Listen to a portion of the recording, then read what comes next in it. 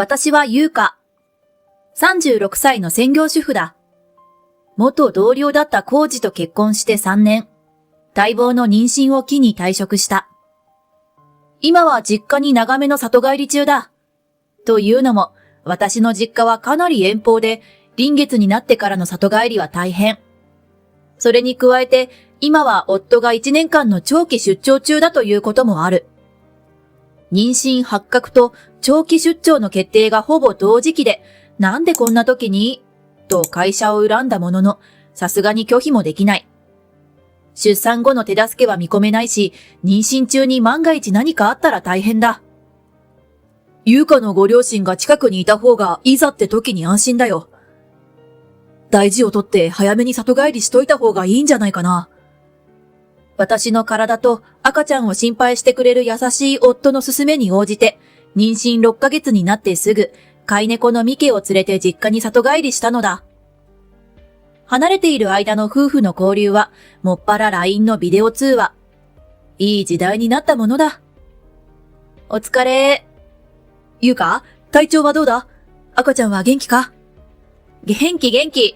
ミケも元気だよ。私がミケを画面に映るように高く抱くと、ミケが挨拶代わりににゃーっと泣く。おー、ミケ、もうそっちには慣れたか？私はミケの声色を使って話しかける。もうすっかり慣れただにゃ。おじいちゃんもおばあちゃんも、もう僕にメロメロだにゃ。ははははは。でも、そんな風に仲良く会話していたのも、里帰り後しばらくの間だけだった。日が経つにつれ、だんだん夫の反応が冷ややかになっていったのだ。ごめん、今日疲れてるんだ。そっちは気楽でいいよな。こっちは毎日慣れない環境でひーこら働いてるってのに。そのうちビデオ通話に誘っても、忙しいと断られることが多くなり、回数も少なくなっていった。コーチ、向こうの仕事が大変なのかしら。様子を見に行こうか。でも、妊婦が遠方に旅行して何かあったら大変。それにコーチも来てほしくなさそうな口ぶりだし、私は夫の変化に不安を感じていたが、だからといって何かいい案も思い浮かばなかった。そんな日々を過ごすうち、私は臨月になり、いよいよ陣痛がやってきた。母に付き添われ、父の運転する車で病院へ。しかし出産は大変な苦労だった。微弱陣痛でなんと出産までに17時間もかかったのだ。ようやっと息子が生まれた時には、もう私はヘロヘロだった。でも出産までに時間がかかったおかげで、両親からの連絡で病院に向かった夫は出産に間に合うことができた。長い時間がかかった出産だったが、それだけは良かったことだ。だが、めでたく母子ともに無事に出産できたというのに、夫の反応は意外なものだった。生まれたての赤ん坊をきれいに拭き清めた助産師さんが、はい、お父さん、赤ちゃんを抱っこしてあげてくださいね。そう言って夫に抱かせようとしたが、夫は一向に赤ちゃんを抱こうとはせず、目も背けたままだった。助産師さんは赤ん坊の渡し先をなくしておろおろしていた。私はどうして夫がそんな態度なのかわけがわからなかった。もちろん私の両親も戸惑っている。どうしたの、コーチ？私が夫に聞くと、なんと夫はとんでもないことを言い出したのだ。やっぱり、俺の子じゃなかったんだな。托卵していたんだろ？わかってるぞ。托卵？夫は何を言い出すのか。カッコウは他の種類の鳥の巣に自分の卵を産み、巣の持ち主に卵を温めさせる托卵をすることは知っているが、どうしていきなり托卵なんて言葉が出てくるのだろう。何を言ってるの？托卵ってどういうこと？あなた何か勘違いしてるわ。どうして？嘘つけ！その子が何よりの証拠だ！夫は私の言葉を遮って怒鳴った。女はみんなそうなんだ。男が何も知らないと思って平気な顔でだまくらかしやがって。托卵には気づいていたが、あえて出産させた。慰謝料覚悟しておけ。そして私の両親が引き止めるのも聞かず、夫はいきなり病室を出て行ってしまったのだ。私も両親もポカーン。医師や助産師も夫の突然の振る舞いにはポカーンだ。だが、人前で托卵の疑いをかけられたとなっては、ポカーンどころの騒ぎではない。私は混乱するし、両親は夫の態度に憤る。出産の喜びどころではない。しかも出産後の病院内では、私が浮気相手との子を托卵して出産した女だと、ひどい噂が広まってしまったのだ。あの時分娩室にいた医師や助産師は口をつぐんでいてくれたが、カーテン越しの陣痛室にいた他の妊婦が騒ぎを聞きつけ、同じ病室のママたちに広めたらしい。702号室の優香さん、浮気相手の子を産んだそうよ。それって托卵ってやつ？ひどーい。旦那さんが托卵を知って怒って帰っちゃったらしいわよ。ランチルームでの食事の時や、沐浴指導の時にも周囲のママの視線が突き刺さる。ありもしない托卵の疑いのおかげで恥をかかされ、本来なら幸せいっぱいの産後ライフはめちゃくちゃだ。あの後、夫は出張先にすぐ戻ったらしく、自宅に電話しても捕まらなかった。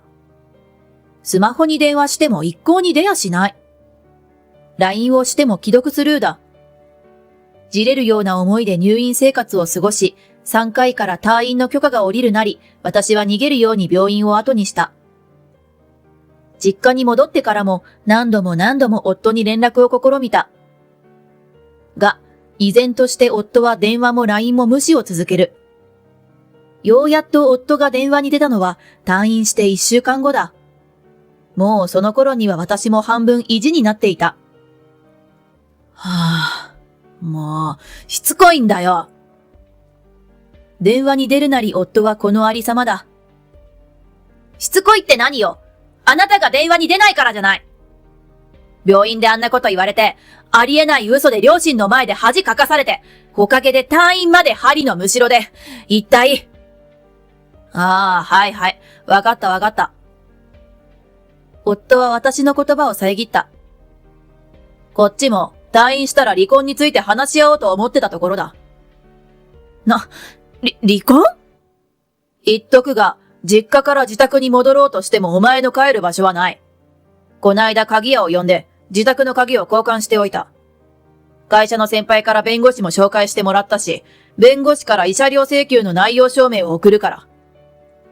後の話は弁護士を通してくれ。俺はもう二度とお前に会うつもりはない。言いたいことを一方的にまくし立てた後、夫はこっちの話も聞かずに電話を切った。何なの？何か誤解があるなら解かなければ、と思っていた私だったが、さすがにもうブチ切れた。人の話も聞かず、勝手に浮気と托卵を責めてきて離婚と慰謝料請求だと？こっちももう堪忍袋の尾が切れた。向こうが離婚を望むなら、だったら離婚してやるわいってところだ。何を言われたってこっちには非はないんだ。どっちが正しいかはっきりさせてやろう。自分の行動と気持ちに自信がある私は強い気持ちになり、固くそう決意したのだ。それからしばらくして、本当に弁護士から連絡があった。私はもう動揺する段階は過ぎている。弁護士の話を冷静に受け止めると、ただ一つだけ条件を出した。夫と一緒にこちらまで来てください。私の実家でこれからのことを相談します。それが飲めなければ離婚に応じるつもりはありません。私が言い訳をしたり、逆ギレしなかったことが弁護士には予想外だったみたいだ。これは一度きちんと話し合いをするべきだと弁護士も思ったらしい。浩二さんにその旨伝えますと言い、弁護士は電話を切った。その夜、夫から LINE が来た。今週の土曜、13時に弁護士を連れてそっちに行く。弁護士があまりにもうるさいから、一度だけ会ってやることにした。どうやら夫は弁護士の説得に応じたようだ。土曜日の13時か。来るなら来てみやがれ。そのとんでもない勘違いを全否定して、お前の存在すら全否定してやる。そう心の中で叫び、私は土曜日の対決に向けて準備を始めた。土曜日の13時になり、約束通り、夫と弁護士が到着した。だが相変わらず夫は息子を見ようともしない。自分の子でないと思い込んでいるからだろう。代わりにミケの頭を撫でようとしたが、ミケは夫に対してシャーと威嚇した。どうやら動物の勘で、夫を私の敵だと認定しているらしい。まったく頼りになる猫だ。実家に来てからキャットフードのランクを上げた甲斐があった。弁護士の田中と申します。今回は浩二さんのご依頼であなたとの離婚について。ちょっと待ってください。私は弁護士の話を遮った。ですね、夫は私が托卵したと思っているようですが、私にはそんな覚えは全くありません。私が浮気していた証拠でもあるんですか？あるならそれを見せてください。すると夫はせせら笑った。証拠ならそこにあるじゃないか。俺に全く似ていないその子が証拠だ。それに俺が病院に着いた時、顔が真っ青だったじゃないか。俺に托卵がバレたと分かって青ざめていたんだろ？やっぱり。私は頭を抱えた。私はあなたが病院に着いた時、17時間もかけて出産した直後だったのよ。ひどい難産で出血も多くてフラフラだったんだから、顔色が悪くて当然じゃないの。え？それに、子供の顔をよく見てみなさいよ。あなたは産後直後に一目見ただけで、ろくに子供の顔も見ていなかったからわからないでしょうけど。あなたにそっくりじゃない。私はベビーベッドに寝かせていた赤ん坊を抱いて、夫と弁護士にその顔を見せた。まさに瓜二つ。夫と全く同じ顔をしている赤ん坊。ミニチュアのクローンかと疑うくらいだ。なんで？自分と瓜二つの赤ん坊を見せられた夫は混乱した。だって、病院で見た赤ん坊は全然顔が違ってたぞ。お前、赤ん坊をすり替えたのか？今度は何を言い出すのやら。すり替えるったって、一体どこの赤ん坊とすり替えるのよ。同じ顔の赤ん坊をどこで探してくるわけ？夫はひどく混乱している。でも病院で見たときは顔が真っ赤だった。生まれたての赤ちゃんはみんな赤いです。だから赤ん坊って言うんじゃない。それにしわくちゃだった。それもみんな同じ。いや、あの時は頭と顔がもっと、すごく長かったぞ。全然違う顔をしていた。だから、あの時は陣痛が進まなくて、吸引分娩になっちゃったの。3回から説明されてたでしょ？吸引したので頭が変形していますが、少しずつ元に戻りますからって。ようやっと自分の勘違いに気づいたらしく、夫はがっくりと肩を落とした。夫の話を聞くと、どうやら夫は長期出張中にネット掲示板に陶酔している死者の独身男からよからぬ考えを吹き込まれていたらしい。その男の勧めで某チャンネルまとめサイトを読み漁り、女は浮気するもの、托卵するものだと考えるようになったそうだ。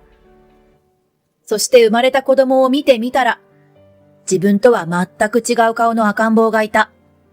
やっぱり托卵だ。だそうだ。もう、こんなくったらない勘違いで托卵を疑われていたのかと思うと、私の方ががっくりだ。私の両親は今にも夫を怒鳴りつけんばかりの怒り顔だったが、あらかじめ私が黙って聞いていてと頼んでおいたので無言を貫いてくれた。どうせそんなことだろうと思ったわ。それで、子供の顔を見て私の濡れ衣は晴れたと思っていいのよね。これ以上疑うなら DNA 鑑定でも何でもやったっていいけど。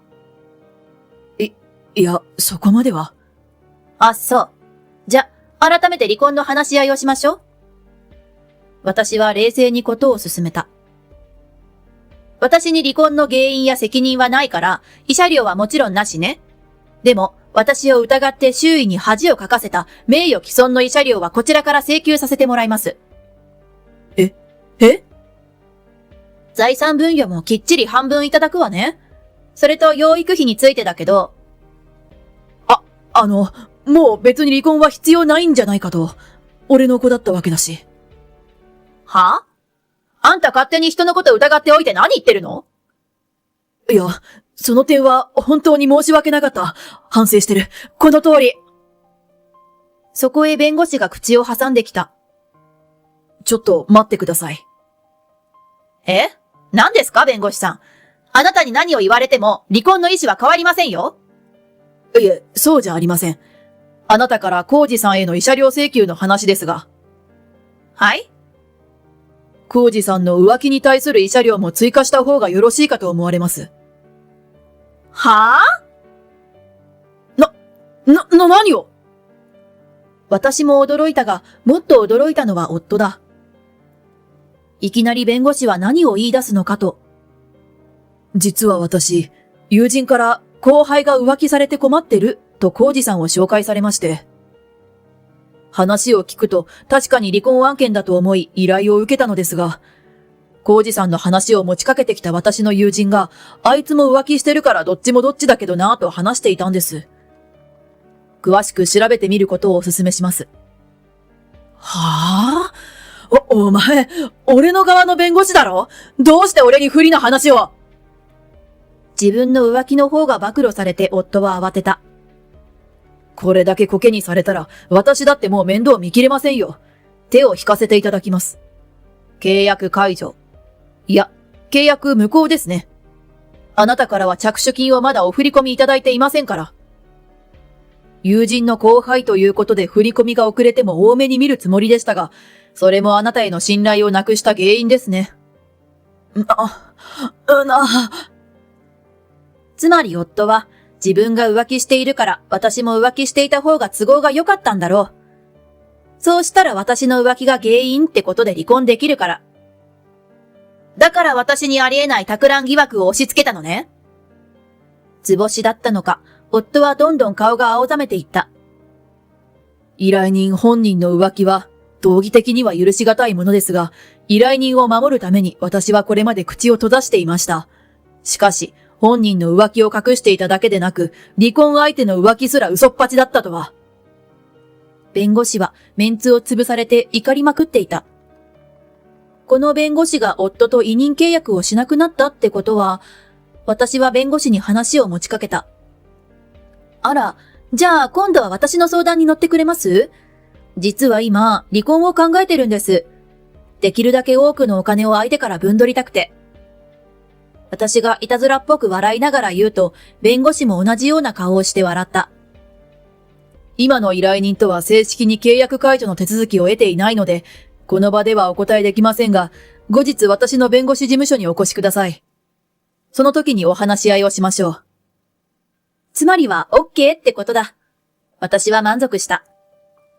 すると夫がいきなり土下座した。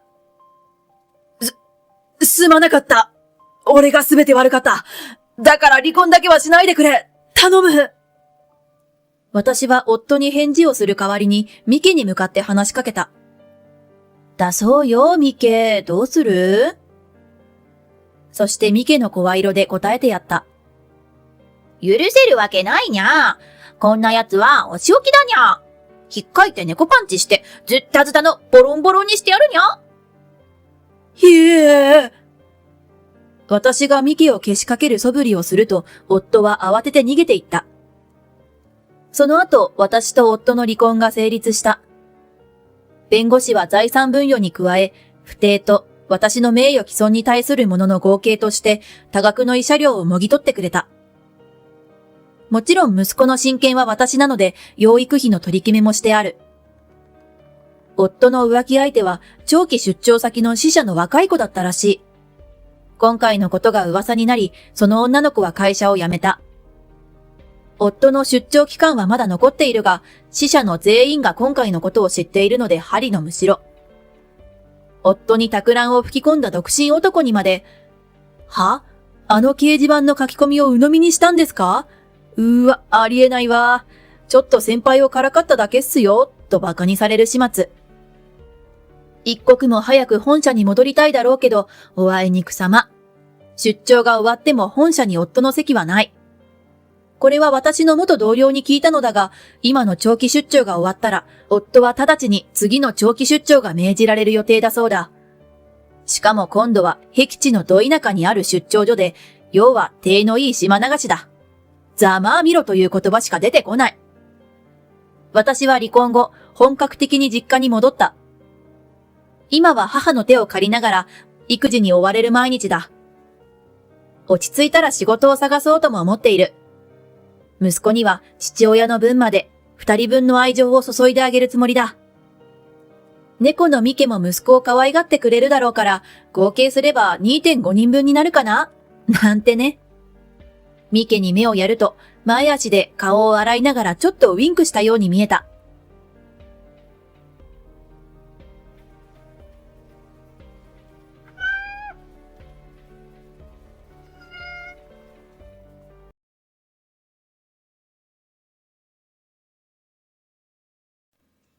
妻を騙して結婚する夫っているんでしょうか？私は元夫に詐欺に近い騙し方をされて結婚してしまいました。今日はそんな私の話を聞いてください。私は明美、38歳。結婚して半年後、専業主婦だった頃の話。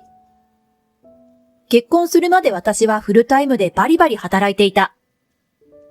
一人で暮らしていけるだけの十分な収入があったし、仕事が忙しいこともあって、稼いだお金を使う間もないまま、気づけば35を超えていた。このまま独身なのかな？まあ、それも人生よね。なんて思っていた矢先、知人の紹介で同い年の夫と知り合い、意気投合。半年の交際を得て結婚に至った。私の両親はまさか私が結婚するなどと思ってもいなかったようで、とても喜んでくれた。夫も私も結婚式を望んでいなかったので、入籍と親戚への簡単な報告を済ませて、そのまま共同生活に入った。周囲の人からしたら味気ないと思われるかもしれないが、私も夫も満足だった。この先の人生を共に歩んでくれるパートナーと出会えた。それだけで十分。結婚してから私は夫の希望で仕事を辞めた。夫は結婚したら妻は家のことに専念してほしいというタイプだった。それは夫が激務だったからというのもあったのだろうが、夫は、俺は両親が共働きだったんだ。だから家に帰っても誰も出迎えてくれる人がいなかったんだよ。だから君にはなるべく家にいてほしいんだ。私にそう頼んできた。しかし私には一つ疑問があった。でも、あなたのご両親は納得するの？共働きだった義両親に専業主婦への理解があるのだろうか？結婚して、妻として、夫のことを支えていきたいという気持ちはある。しかし世の中には専業主婦は寄生虫だ、金食い虫だなんていう人たちもいるらしいので不安だったのだ。しかし、義両親はむしろ夫の意見に肯定的で、専業主婦として息子を支えてくれるならありがたい。ほんとね、お父さん、私たちもこれで安泰だわ。と言って、私を温かく迎え入れてくれた。その優しい笑顔に安心しきっていた私。その時は彼らの思惑を知る由もなかった。そして入籍後、私は仕事を辞めた。大学卒業後15年近く続けてきた仕事だけど悔いはない。これからは夫のために生きていこう。そう心に決めていたから。結婚後しばらくして夫は義父にこう切り出された。お前たち家を建てる気はないか？急にどうしたんだよお父さん。実はな。聞けば、義父は亡くなった自分の父から土地を相続していたという。しかし何に使うわけでもなく、ずっと放置していたらしいのだ。私たちの家を建てないかというのだ。土地代は浮くし、建物だけならローンもそこまで大変じゃないだろう。義父の言葉にうなずく夫。言われてみればそうかもしれない。夫は、家か。俺も結婚したし、一家の主だしな。そんなことを言って、義父の話に乗り気だった。一度夫婦で持ち帰って考える、と私たちは改めて夫婦で話し合うことにした。私は専業主婦で今は無収入。夫の給料は決して高いとは言えない。二人で暮らしていくのがやっとの金額なのだ。でも土地代がかからないならローンは払っていけるかもしれない。それに私も15年働いてきた分、それなりの貯金もある。そして私はある提案をした。なんなら頭金を多めに入れたらどうかな。ローンを高額に組むよりもそっちの方がいいんじゃない？しかし夫は難しい顔をしている。そう言ったってさ、その頭金はどこから持ってくるんだよ。俺は貯金なんてないし、両親にそこまで頼れないだろ？貯金ないの？ 15 年以上も働いているのに？ないよ。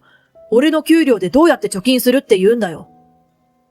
そんな偉そうに言うことではないだろうに。なぜか堂々としている夫に私はため息をつく。この人、金銭感覚がおかしいのかしら。結婚前は常識的な人だと思っていたのに。私は夫にきちんと話をしなければと思い、少し現実を突きつけた。少しは家計のことを考えましょうよ。私は今仕事をしていないのよ。家賃が住宅ローンに置き換わったとしても、家を購入したら税金を支払わなければならないの。そこまで考えてる？考えてるよ。そこはお前がうまくやりくりしてくれればいいだろ。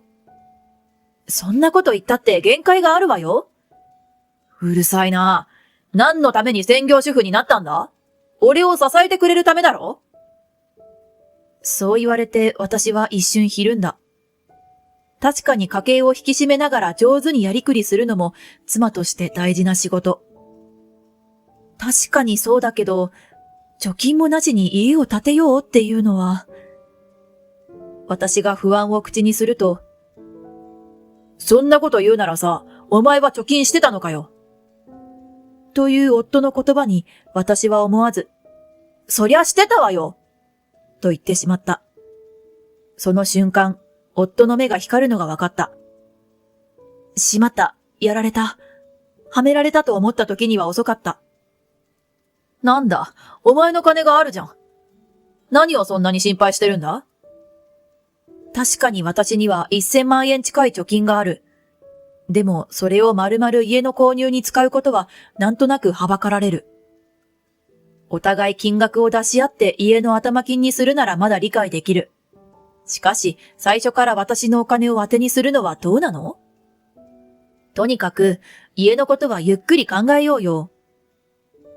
まずは見積もりを出してもらって、ローンが通るかとか、生活に支障がないかをしっかり吟味して。何のんきなこと言ってるんだよ。金があるなら早く建てちまった方がいいだろ？お前、俺のこと信用してないの？夫に言われて思わず口をつぐんでしまった。私は今、夫への不信感を抱いている。信頼し合って夫婦になったというのに、私は夫を疑っているのだろうか。そう気づかされて少し恥ずかしい思いがした。ごめんなさい。わかればいいんだよ。とにかくさ、家のことは俺と親父に任せろ。な。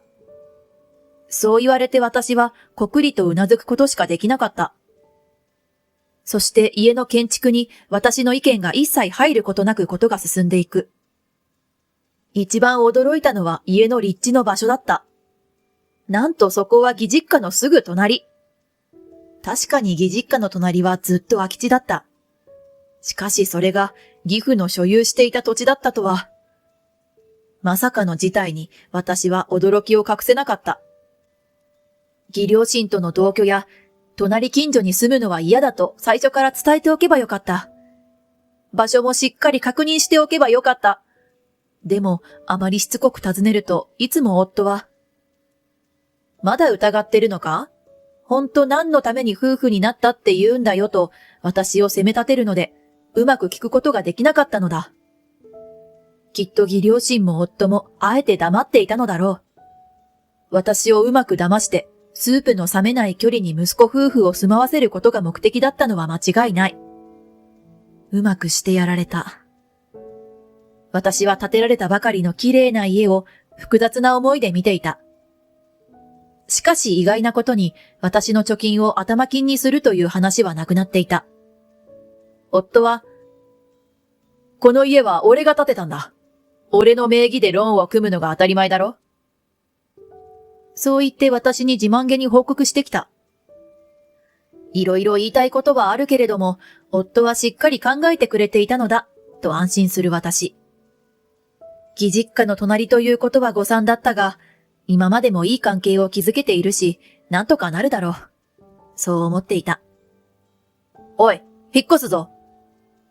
そう言われたのは、夫と私が新居に住み始めて1ヶ月が経った時のことだった。引っ越す？何を言ってるの？この家は両親に住んでもらう。どういうことなの？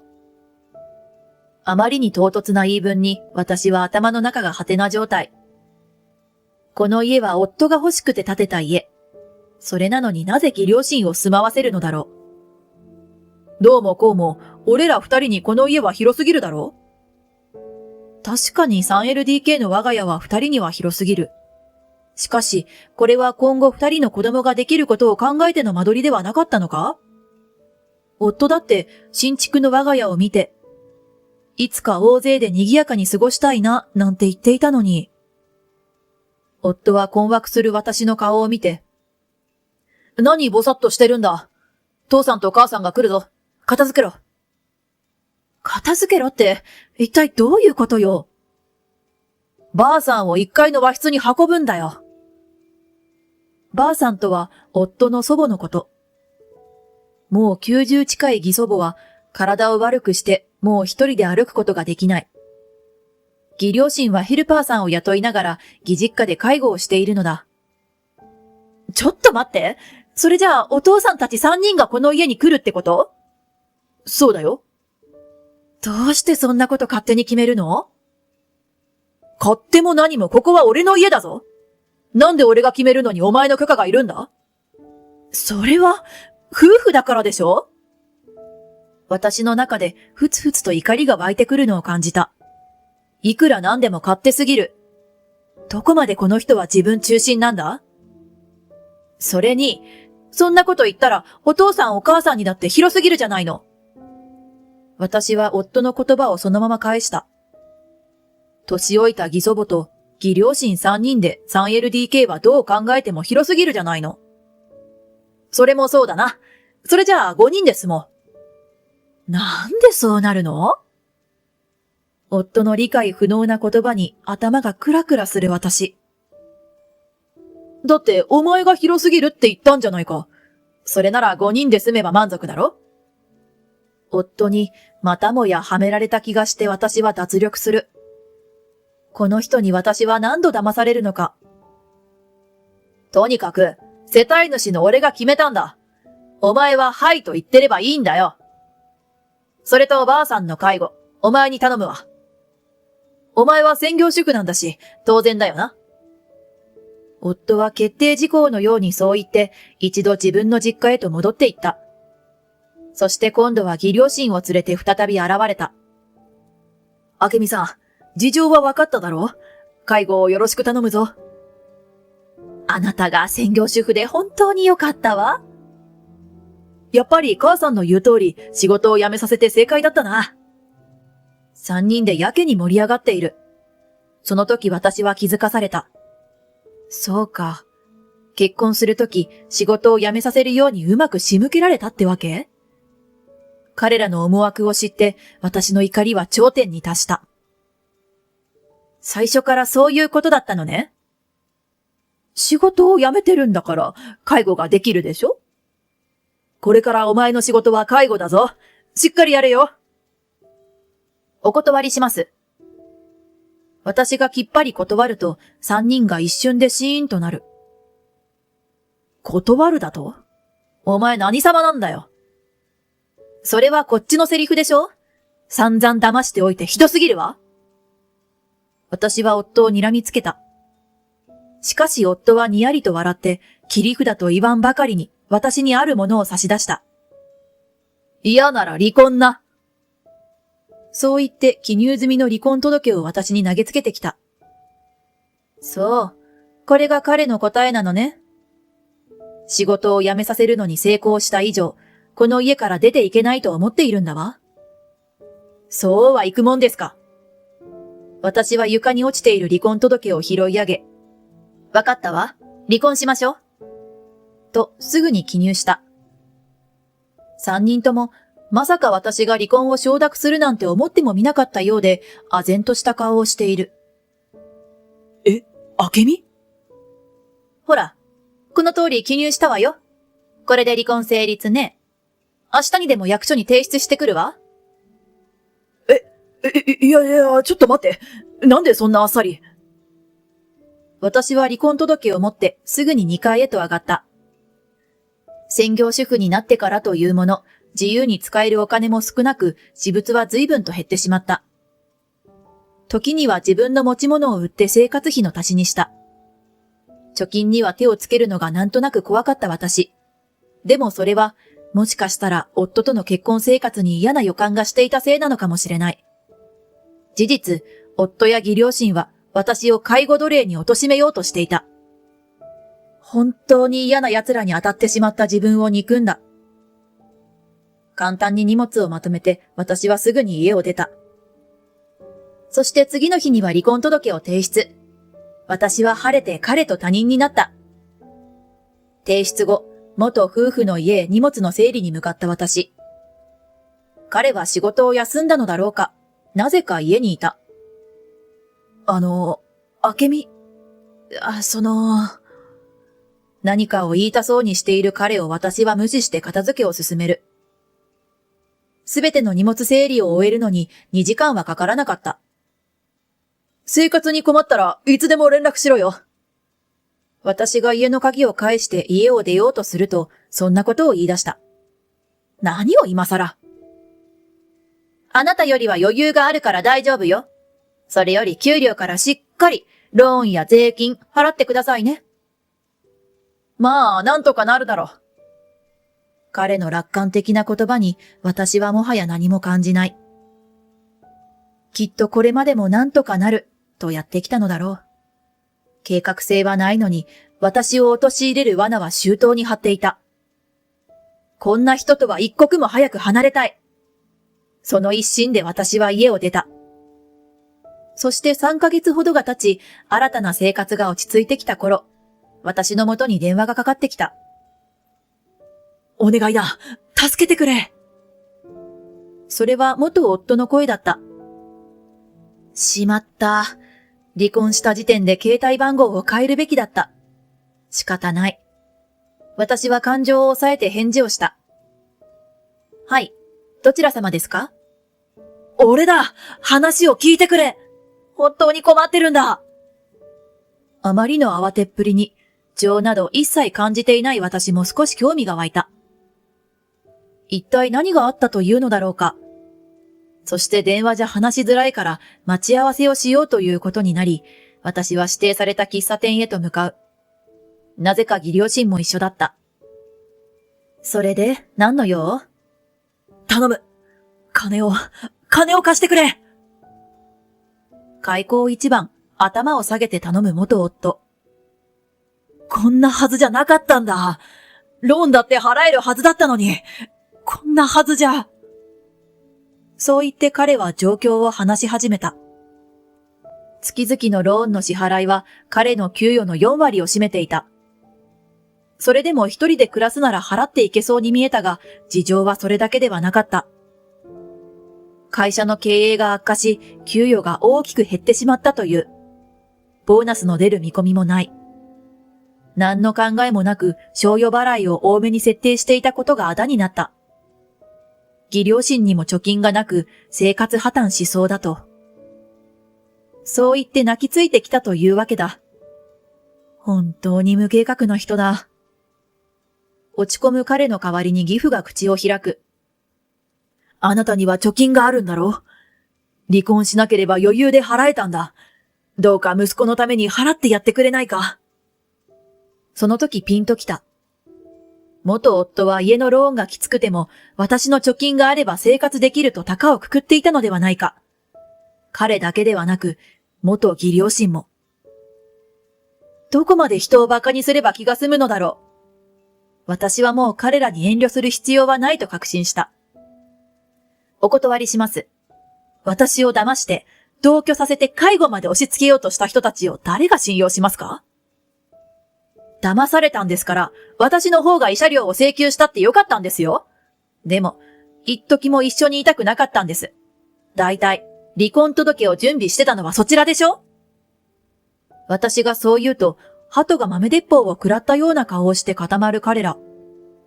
頼めばお金を出してもらえると本気で思っていたのだろうか。金輪際関わりませんから。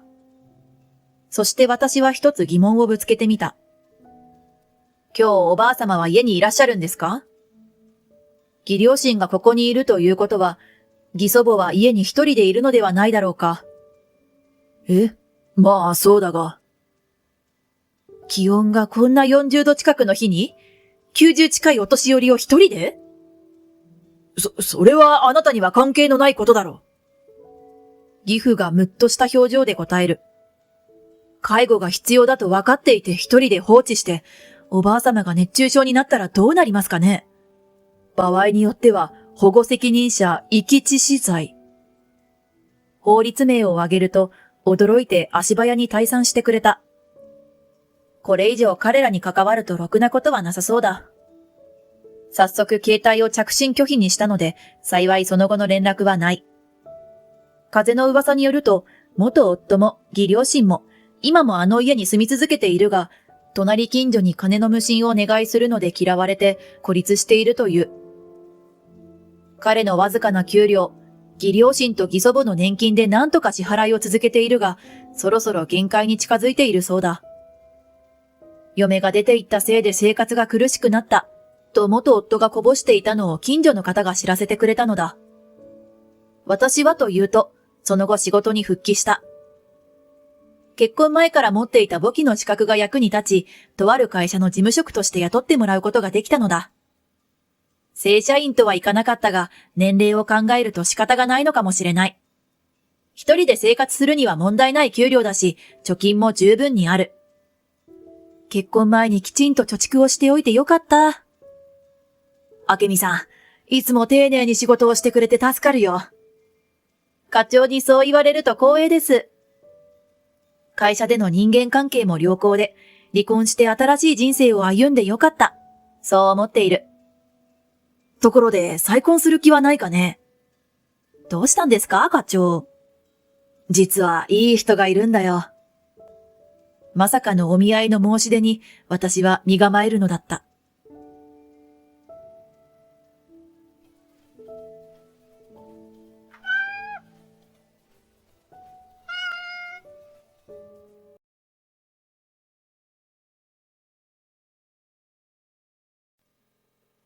I was born in the last year of the Showa era. My sister has always made fun of me since I was a child because I am plain and serious. I guess it was fortunate that I am serious and good at housework. I married a career bureaucrat, but my happiness was ruined by my sister, and at the second wedding of my sister, a surprising turn of events happened. My name is Yuna, and I am 36 years old. I was born in 1989, at the end of the Showa era. It was really the very end of the Showa era. And this year only lasted for 7 days. My sister often laughed at me for being the last woman of the Showa era. I am plain and have only ever been praised for being serious and mature. But I was happy to be able to help someone, even if I was not conspicuous, and I think that kind of lifestyle suits me. I met my husband, Tadano Noriyoshi, through an acquaintance when I was 28 years old and married him. I think he probably liked my serious and mature side. My husband is a so-called career bureaucrat and works at a central government agency that everyone knows. We live in a newly built 2 LDK apartment near the city center. He is always busy and leaves the house early in the morning, coming home around midnight. He has few days off and we only have a little time to spend together. Maybe it is because of his job that he wanted a woman who can take care of the family. I respect my husband's work and think it is my role to support him. I want to make sure that he has a proper place to go home to so that he can feel at ease no matter how tired he is. To that end, I have done my best in all the daily housework and meals. When I got married, people around me were jealous of me for having a good relationship. Marrying an elite bureaucrat is a winner. Some people said that, but I couldn't say anything back, even though I thought to myself that life is not about winning or losing. My younger sister especially said, "How can a plain Showa-era woman like you get to marry an elite bureaucrat? You're too good for you." I was told all sorts of things, but we have been married for 8 years and have no children. I thought that it must be because of me that we couldn't have children. My husband also wanted children, so I was full of feelings of guilt. But when my husband came home tired, just saying thank you was enough for me. Right. One day, Rio came to my apartment for the first time in a long time. She is my younger sister, now 28 years old. She was born in the Heisei era. She has been the complete opposite of me since childhood, and is very self-centered and outspoken. She doesn't care what others think of her, probably because she is confident in herself. She has loved flashy things since she was a student, and is the type who lives for show. She is the type who is always dressed in trendy brands, takes pictures with her smartphone in hand, and uploads them to SNS. As soon as I entered the apartment, I was told, "Wow, you're still living in the Showa era." I wondered what she meant by Showa era, but I laughed and ignored it. Even though I ignored it, my sister explained it to me carefully. Even though it's a beautiful apartment, there's a feeling of life in it. It's not stylish at all. Are you still using the furniture and other things you've always used at home?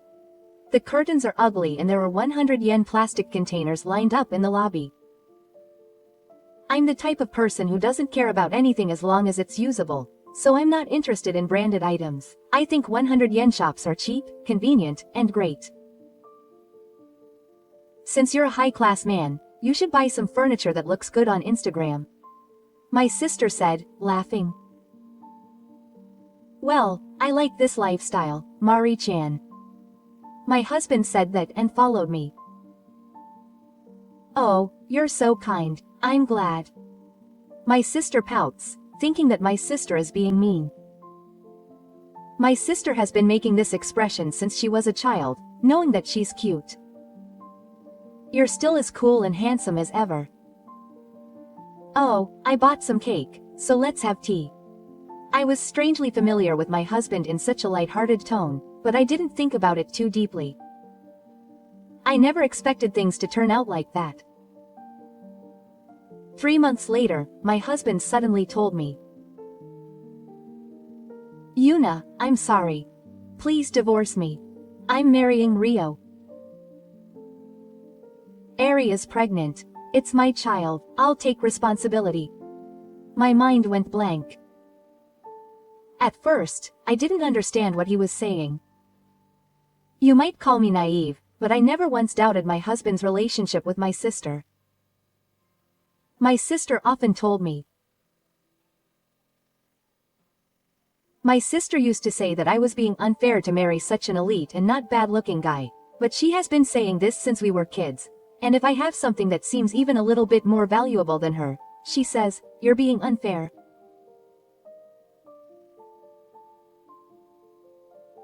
For example, when I got a good report card in school, she would say that I was being unfair.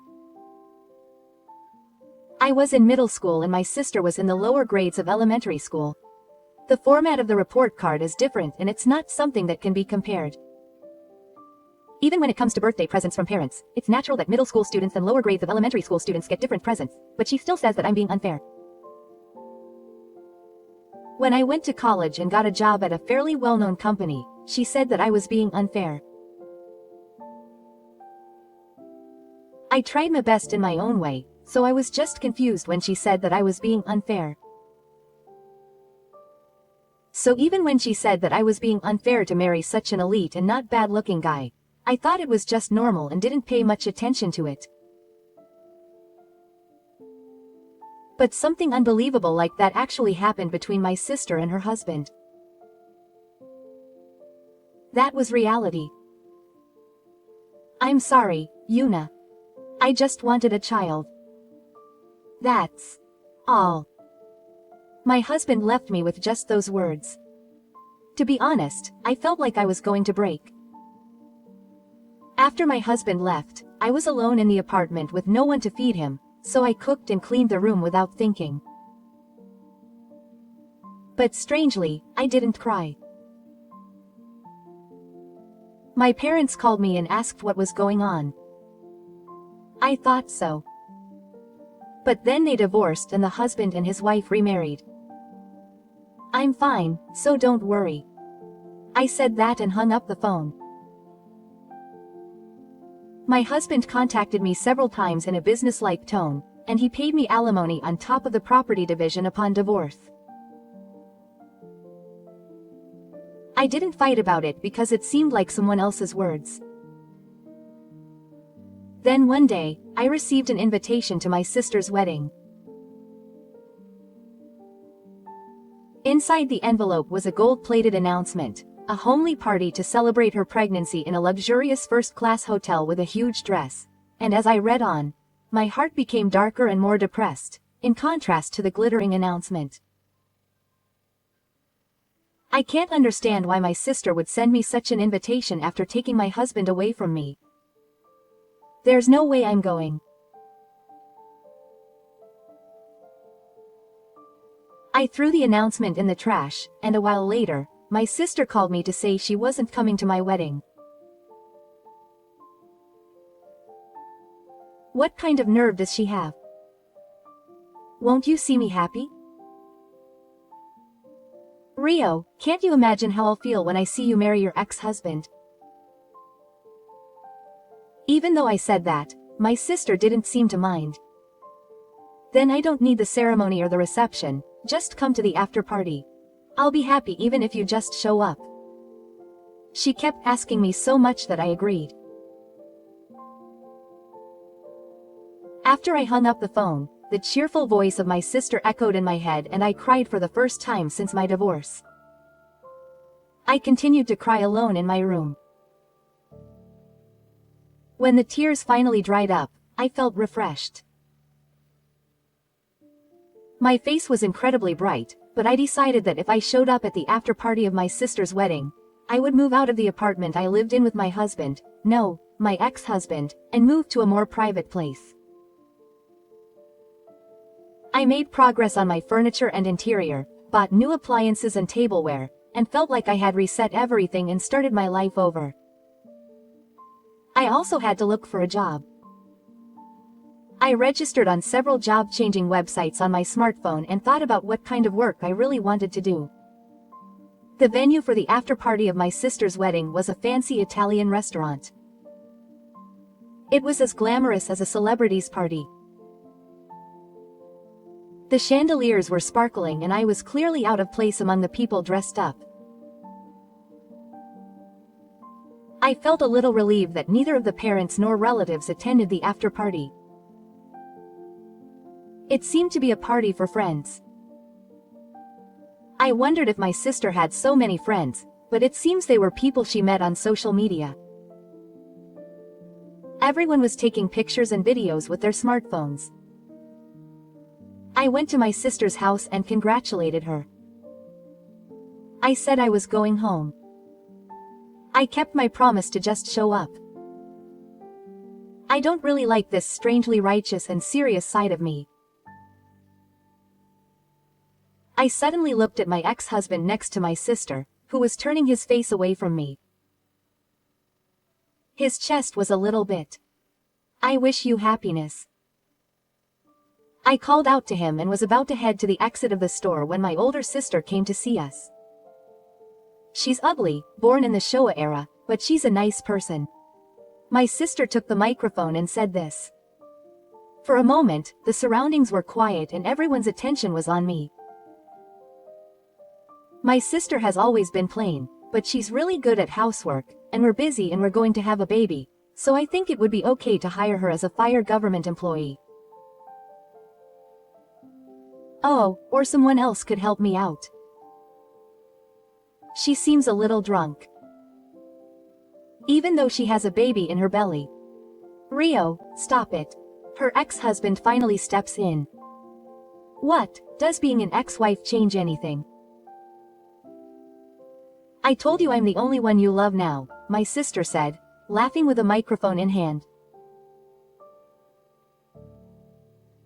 The venue was quiet for a moment, and then the people in attendance started to get excited. What, so your ex-wife was your sister's husband? You stole her. A child who stole her is dangerous. There were a few people who knew the situation, but most of the participants didn't seem to know, and everyone's attention was on me again. Just as I was about to leave the store, I'd be happy to take her in. A man stood up quietly and said that. I looked down from the voice and it was my ex-husband's colleague, Saito-san. He is tall and has broad shoulders, so suits suit him well. He is a bright man with a strong presence, quite the opposite of my ex-husband. We were in the same year and were good friends, and he would come to visit us sometimes. Saito, what are you doing? My ex-husband exclaimed in a confused voice. I'm sorry. I couldn't keep quiet when I saw Tadanori Yuna. I've been invited to your house a few times and been treated to meals, but I don't think there are many people who can cook such delicious food and are so considerate of others. His words caused a stir in the audience. I didn't understand what was going on at this sudden event, but I did understand that Saito had taken me in. My younger sister Rio looked clearly uninterested. What's that? He was flirting with a married woman. Rio, you say that? I didn't do anything like that, unlike you. Saito said, pushing her away. I shouldn't say this, but I can't believe that Tadanori would abandon Yuna and remarry this woman. What? Just as Rio was about to attack Saito's words. Hey, Rio. The door to the venue slammed open and a flashy man with his jacket unbuttoned appeared. He had brown hair and looked handsome, but he had a somewhat rebellious air about him. The atmosphere in the venue was tense. I can't believe he really got married. Kazu, why is my sister here? What on earth is going on this time? Get out of here. I'm sure she broke up with you already. I see. So my sister's ex-boyfriend has come crashing in. I know I'm the older sister, but my sister has always been a popular girl. So it's not strange that she has a boyfriend from before, but it's not normal for him to come crashing into the after-party of a wedding. They only broke up a month ago. You said you had a child, didn't you? The audience was shocked by the words of the man called Kazu. Wait a minute.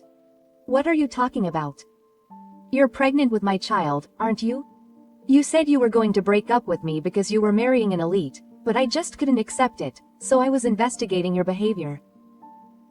Looking at her ex-husband, he has a sour look on his face. Well, that's to be expected. Wait a minute. Who knows if it's your child? Rio shouts. He may have said it reflexively, but this is a famous one. I don't know, but it might be my child. The whole venue is in a state of shock. In the tense atmosphere, someone starts to hold up their smartphone. Wait, stop, don't take it. My sister shouts, but it's too late. Many of my sister's friends and acquaintances are people she met on social media. I don't think they have a deep relationship where they are considerate without any obligation to the original. Several people were laughing and taking videos happily.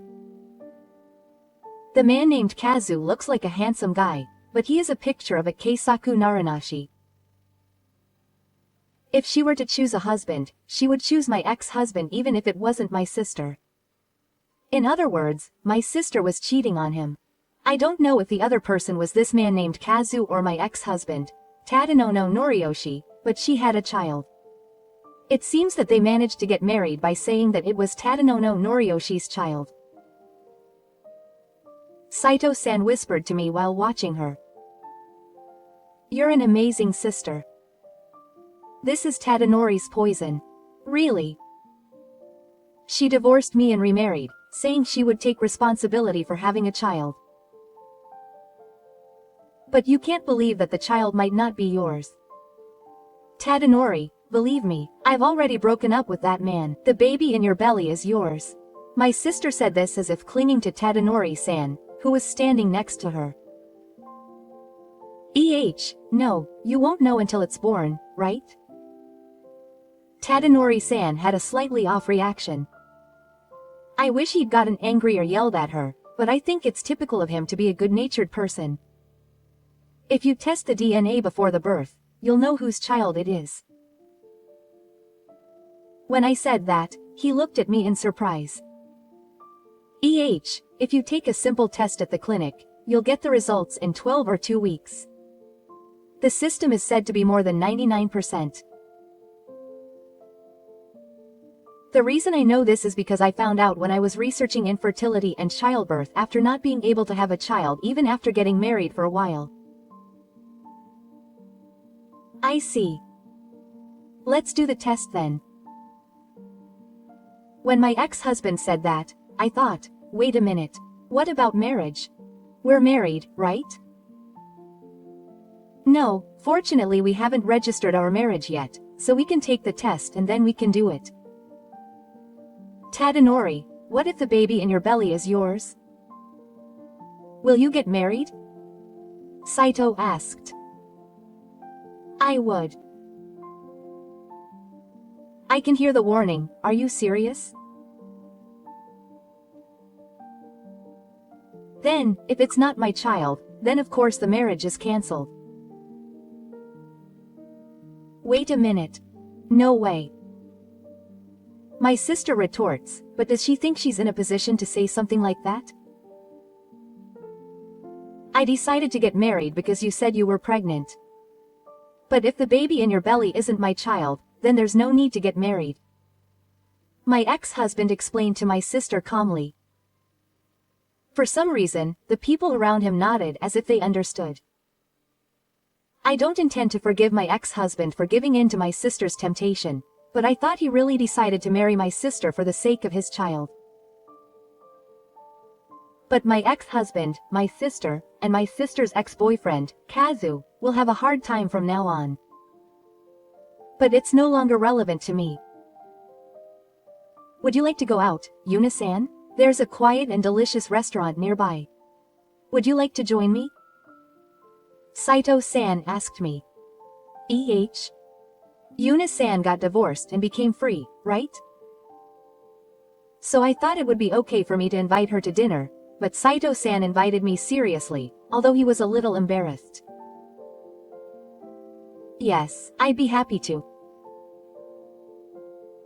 I answered that and left the chaotic second venue with Saito-san. The results of the DNA test came out the month after the second. I was officially contacted by my ex-husband, Tadano-san, and we decided to talk at a nearby coffee shop. I had mixed feelings, wanting to know the results but not wanting to know them. But there's no point in thinking about it since he made the effort to contact me. I headed to the designated coffee shop. Tadano-san, sitting at a table in the back of the coffee shop, looked quite drowned. I sat down opposite him. Thank you for coming. The results are out.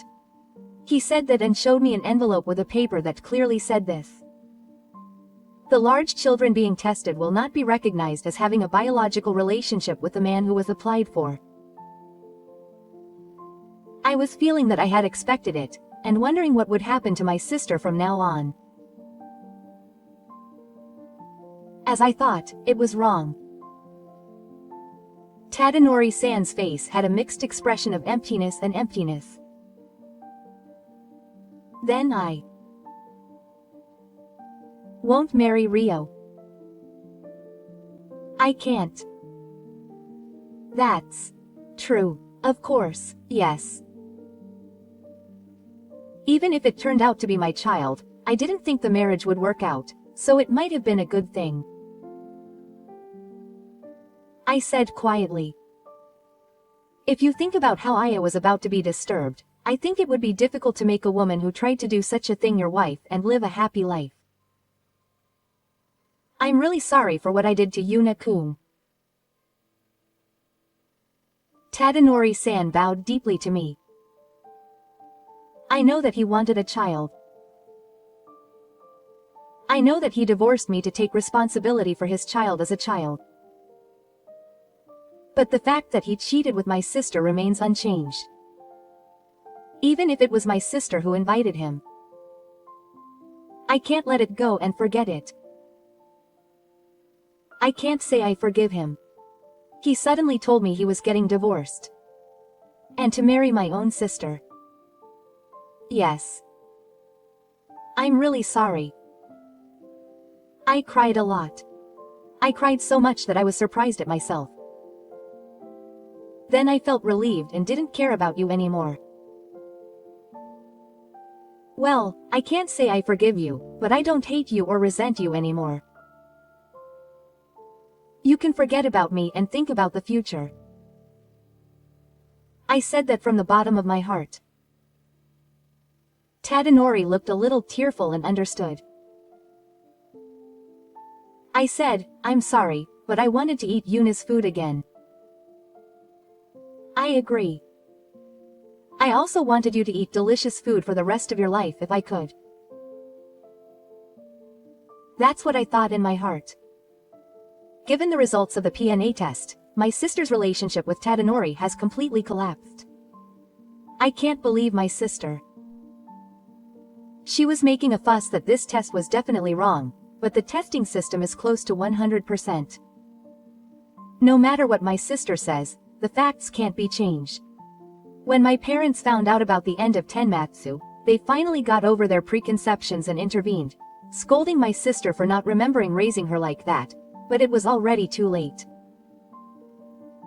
In the end, my sister had no choice but to leave home and register her marriage with her ex-boyfriend, a man named Ka, but as expected, or rather, it was only natural, and just as he looked, he never ate a set meal and spent every day playing pachinko or smartphone games. She was planning to marry an elite bureaucrat and enjoy a happy pregnancy. My sister seems to be earning a living by doing some shady online work that can be done from home. I don't think it's the kind of work you can do with a big belly, like Sakura Mail or live chat on a shady matching site, but she gets what she deserves. The photos and videos taken at that second meeting were exposed on the internet without hesitation, and my sister, who was addicted to SNS, seems to have lost her place on the internet. But the baby is my nephew, so if he's really in trouble, I might help him a little. 6 months after that second meeting, I started dating Saito. We ate together a few times and I noticed that he was showing me his feelings, but I didn't think I could fall in love with someone so quickly. But he was a very sincere person who was not pushy and gently supported me. In fact, maybe he was attracted to me from the time he bought me at that second meeting. You may not want to hear it, but it seems like he's gotten a little better. It seems like he's gotten over it after the DNA test. That's good. You-san, do you still have feelings for him? I mean, he seems to have a lot of feelings for me, and he keeps asking me things like if I've eaten Yuna's cooking yet. I laughed when Saito-san said that. I don't think he has feelings for me, but for my cooking. It's complicated, but I also feel a little happy. Because I've been working hard on my cooking for a long time. So I bragged that Na-san will be cooking for me for the first time this weekend. The way he said it was kind of cute, and I thought, oh, I like this person. We're going to go buy ingredients for the food we're making today. Saito-san's request was chicken nanban, potato salad, fried tofu with ginger and soy sauce, and bang bang ji. All of these are my specialties. I'm happy to be able to cook for someone. I thought I would put my heart into shaking my arms. And then Saito and I got married.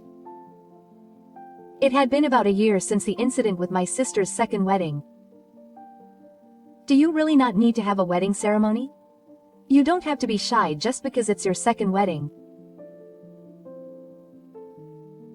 Saito said that, but I'm not the type of person who is particularly interested in wedding dresses, and if I remarry with my ex-husband's colleague, the guests will be quite similar to those from my first wedding, and because of my sister, I would really like to have a quiet wedding. Well, then, let's upgrade our honeymoon a little. Saito said that and planned a tour of the old parts of Europe. He took a 10-day vacation, and then proposed to me again at an old castle with a history, giving me a ring. Saito is quite a romantic. When I said that to hide my embarrassment, Saito, please stop. I was told that you're Saito now. When I returned from my honeymoon and went to my parents' house with a souvenir, my younger sister Rio was there. She said that my older sister had gone on honeymoon with a little baby boy in her arms. I think it might be better to say that she's done it, rather than that she's lost a lot of weight. That's nice. Her second marriage is also an elite. You're calling me cheating again, big sister? I'm not cheating. I've just lived every day to the fullest. Without lying or deceiving. When I said that, my sister looked down. But more importantly, Rio, have you really come back to your parents' house? I know that the father of the child, a man named Kazu, is a widow. It's not surprising that my sister has given up and come to rely on her parents' house. She needs more blood. No, big sister. She just came to see me because this child has turned 10 years old. I was a little surprised. Because my sister's face was like my mother's. I was a hopeless widow, but after this child was born, she changed a little. Now she's working at a ramen shop and training to be a ramen master. Is that so? That's wonderful. Apparently, her dream was to play catch with her son. Surprisingly, she's quite nurturing. My sister laughed and said that, and I had a face I'd never seen before. Oh, that's right, this is a souvenir. I gave Rio a snow globe of the castle of Noish in Shiroa. When it falls, snow awaits, and it's a beautiful snow globe like a fairy tale world. Wow, it's beautiful. I brought it with the intention of leaving it at my parents' house, but I'm glad I was able to hand it over to him directly. My nephew is gazing at the snow dancing in the glass dome with his big eyes. Wow, this child seems to like it too. Thank you, big sister. I won't call you unfair anymore. Well, I'm a little jealous, though. If I say that, I'm jealous too. Rio has such a cute son. Maybe people can change when they have someone to protect. After that, my sister and I were silent for a while and stared at the falling snow. 2 months after that, I found out that I was pregnant. Whether we have a child or not, I'm glad I met you, Yuna, every day. My husband told me that. I had been thinking for many years that I might be the cause of my inability to get pregnant. My husband told me that my previous husband might have been the cause of my infertility. If we had started fertility treatments sooner, even if it turned out that we couldn't have children, we might have accepted each other and had a different form of marriage. There's no point in saying it now. My husband gently held my hand. I thought that I had finally met someone I could truly trust, both as a husband and as a person. I truly feel that who you spend your life with is really important.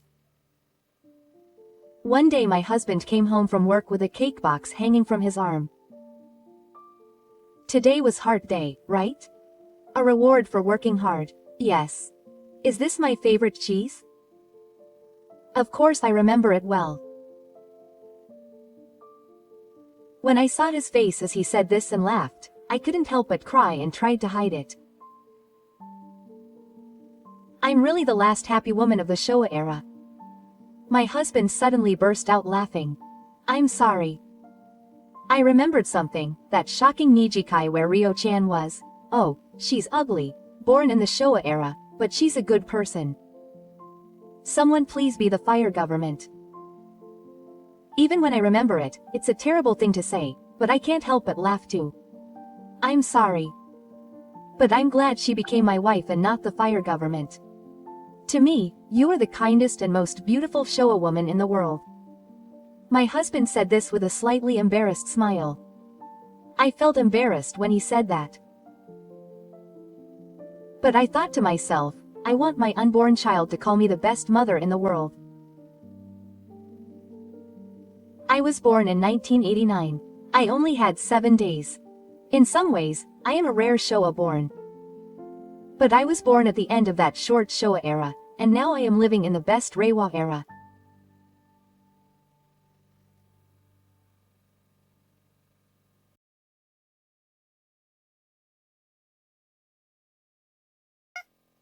汚染地区の出身なんでしょ？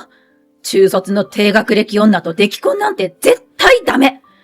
息子は予定通りお見合いさせるし、子供も認知なんかしないわ。この家にとって私は最悪の嫁候補らしい。何が何でも彼と結婚するつもりでいるけど、もう心が折れそう。こんなに蔑まれるなら、もう私はお腹の子をよすがに母と子で生きていくしか道はないのかもしれない。何もかも諦めかけたとき、その小さな体からは想像できないものすごいオーラの義理の妹が立ち上がった。私の名前は千秋。相撲好きの父が千秋楽から取って千秋と名付けてくれた38歳だ。響きが可愛いので誰にもバレないけど、この由来はできるだけ人前で話さないようにしている。ちなみに弟は若鷹。どこから取ったのか言わなくてもわかるだろうが、あえて黙っておこう。20代も後半に差し掛かった頃、私は初めて命名に頭を悩ませていた。かねてから交際していた恋人の圭吾との間に子供を授かったからだ。可愛い名前をつけてやらねばなるまい。私たちは今で言う授かり婚というやつで妊娠発覚と同時にプロポーズされたのだが、彼の家系は市議だの、社長だの、医者だの、大学教授だの、エリートばかりを輩出していた。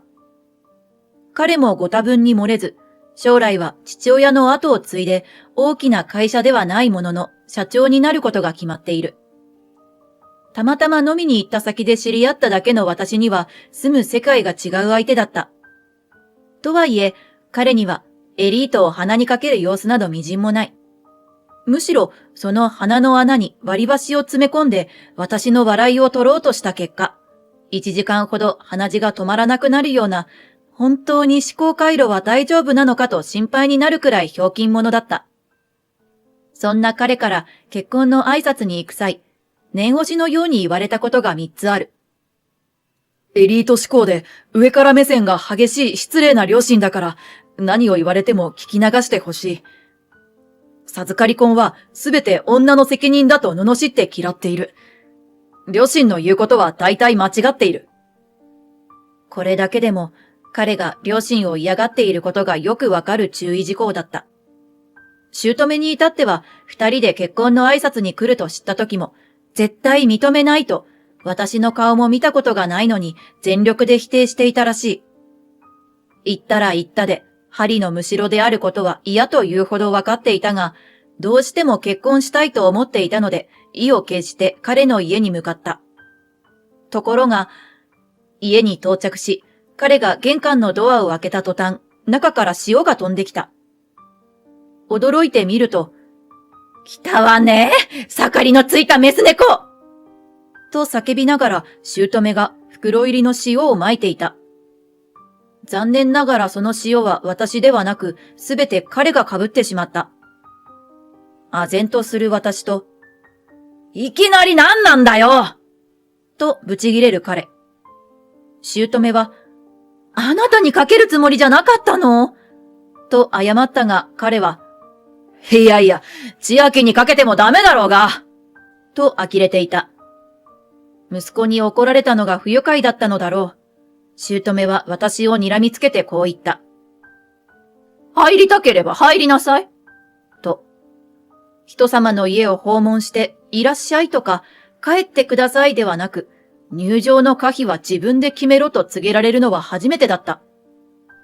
私はとんでもないところに来たのかもしれない。彼は私に、ごめん。今の時点でうちが嫌だって言うなら、無理しなくていいから。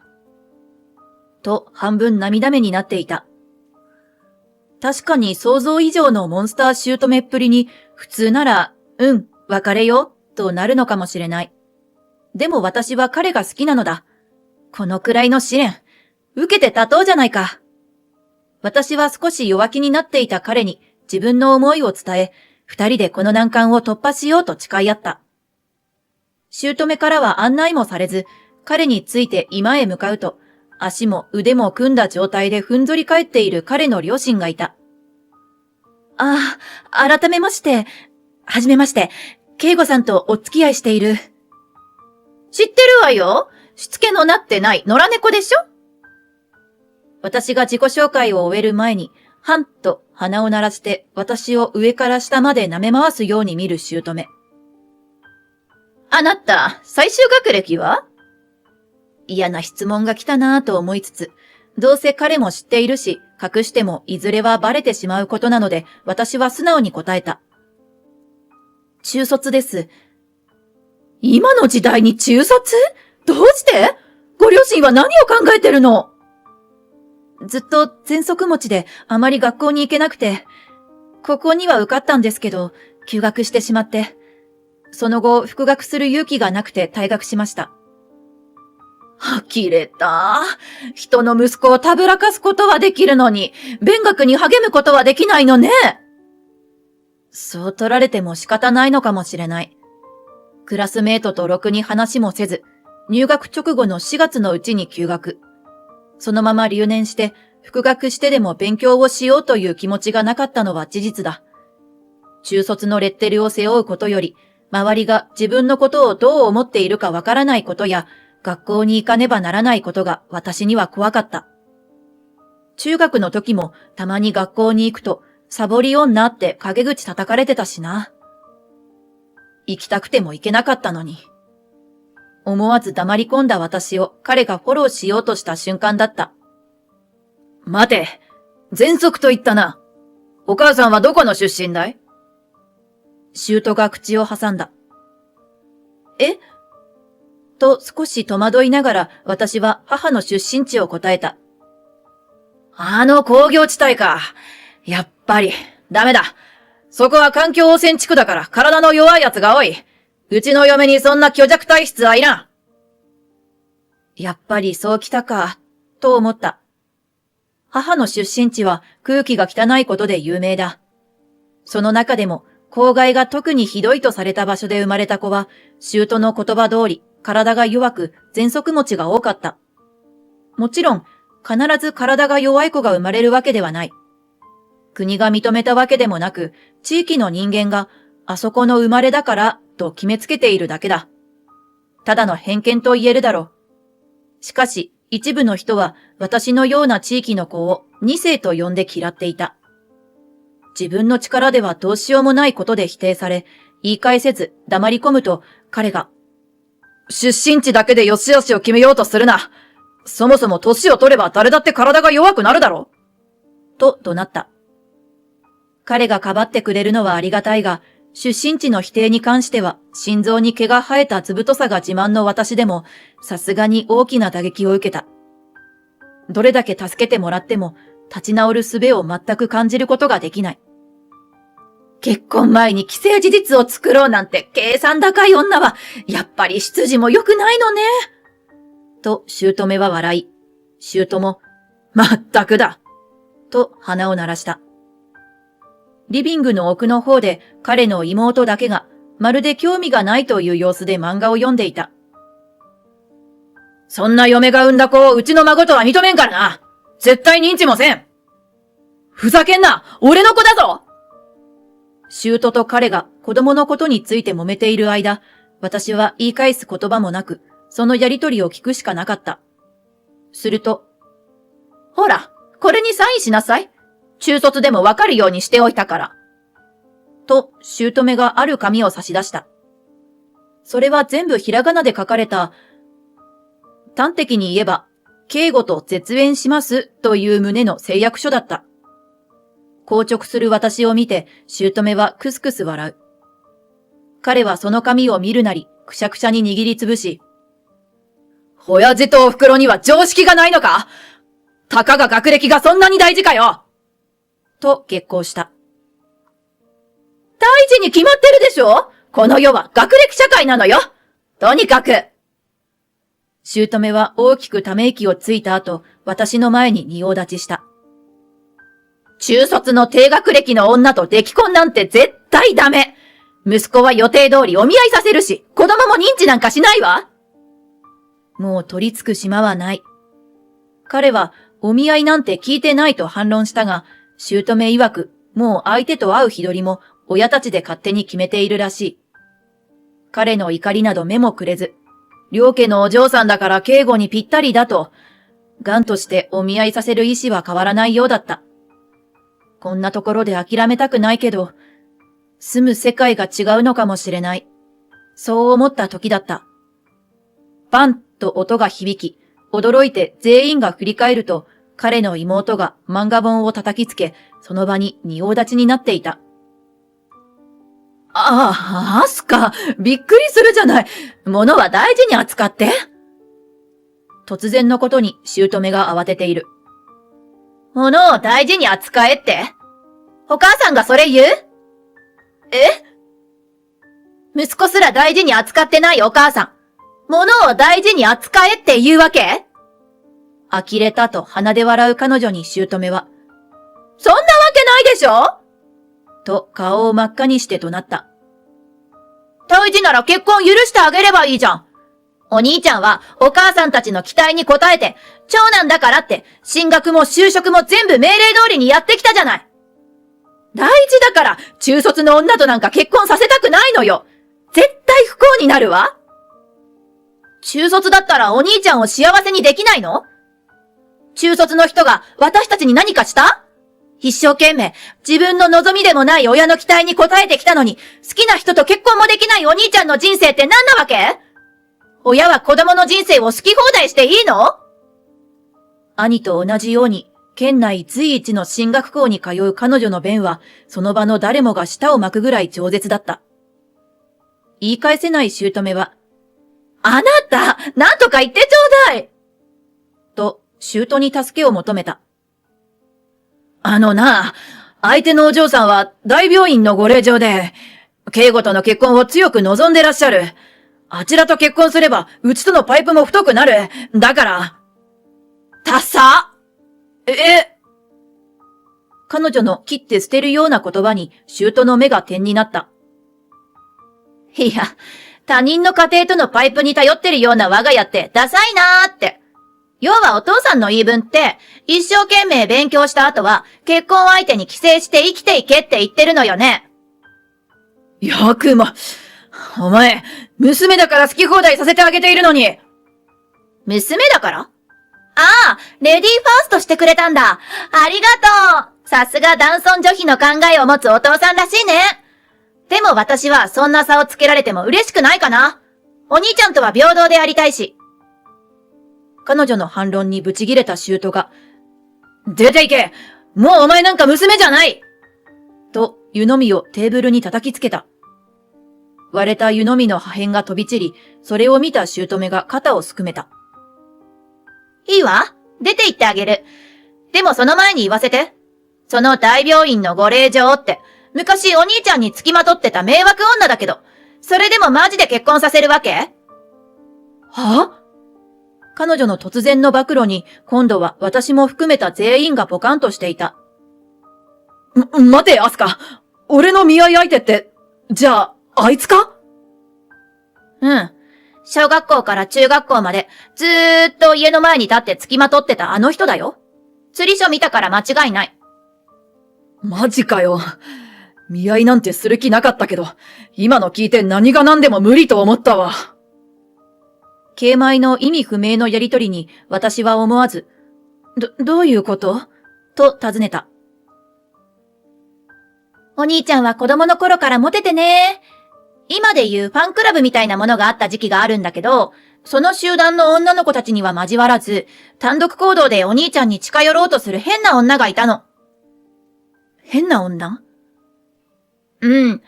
お兄ちゃんに話しかけもせず、学校から帰るといつも家の前。通路の脇のこともあったけど、絶対お兄ちゃんの帰宅を見てるの。ちなみにお兄ちゃんと同い年。どうやってお兄ちゃんより先回りして我が家の前にいたのかは謎。多分学校を抜け出したりしてたんだろうね。得体が知れなくて怖いんだよね。と彼女が言うと、彼は思い出したくないと言わんばかりに顔をしかめた。おまけにその子は彼の家の郵便受けにたびたびラブレターを届け、中に髪の毛、いや、実際には何の毛かわからないものや切った爪も同梱していたらしい。私だと思ってください。そばにいます。というメッセージとともに。その話を聞いた私と彼の両親は、ひっと思わず声を上げた。お父さんもお母さんも共働きだったし、相談したところで何もしてくれないと思って黙ってたから、知らなくて仕方ないんだけどさ。そんな女がお兄ちゃんの嫁にふさわしいって本当に思う？家柄を使ってお兄ちゃんを手中に収めようとしてる女だから、そりゃあ一生手放さず、大事に大事にしてくれるだろうけど、お兄ちゃんがさすがにかわいそうじゃない？彼女の言葉に両親は黙ってしまった。いや、ありがとう、アスカ。俺からも言うつもりだったんだけど、改めて覚悟が決まったわ。俺、もう結婚の許しもらえなくていいや。勝手に結婚する。それでいいかな、千秋。うん。敬吾の家のことだし、あなたがいいなら私は構わないよ。私も今ここで諦めて、そんな危ない女と敬吾を結婚させたくないもん。やったー！お幸せにね、お兄ちゃん、お姉さん。私たちよりも嬉しそうに拍手を送ってくれる彼女に少し気恥ずかしさを覚えながら、私たちはありがとうと告げた。彼からも聞いていたが、彼女は漫画家になりたいと言って両親に否定され、家にあった漫画を描く画材や資料を勝手に捨てられたことがあるらしい。しかし彼がそれをこっそりゴミ捨て場から回収して戻してやったそうだ。彼女の高校進学の際も、両親が望む進学校に行くから、その後は好きにさせてほしいと主張する彼女に寄り添い、自分が家を継ぐから妹は自由にしてやってほしいと両親に頼み込み、今後、専門学校でも大学でも好きに進んでいいことになっている。そんな兄に彼女は深い感謝の気持ちがあり、私を見たこともないのに、出来婚の話を聞いて、姪っ子か甥っ子ができるの楽しみと喜んでくれていたようだ。身長150センチの小さな体ながら頼もしすぎる彼女の後押しで、改めて今後何があっても彼と一緒に生きようと決めた。お父さん、お母さん、申し訳ないですが、私は圭吾さんと結婚します。子供も圭吾さんも絶対に後悔はさせません。幸せにします。私はどう思われてもいいですが、このお腹の子に、あなたは祖父母には認められてないのよ、なんてかわいそうすぎて言えません。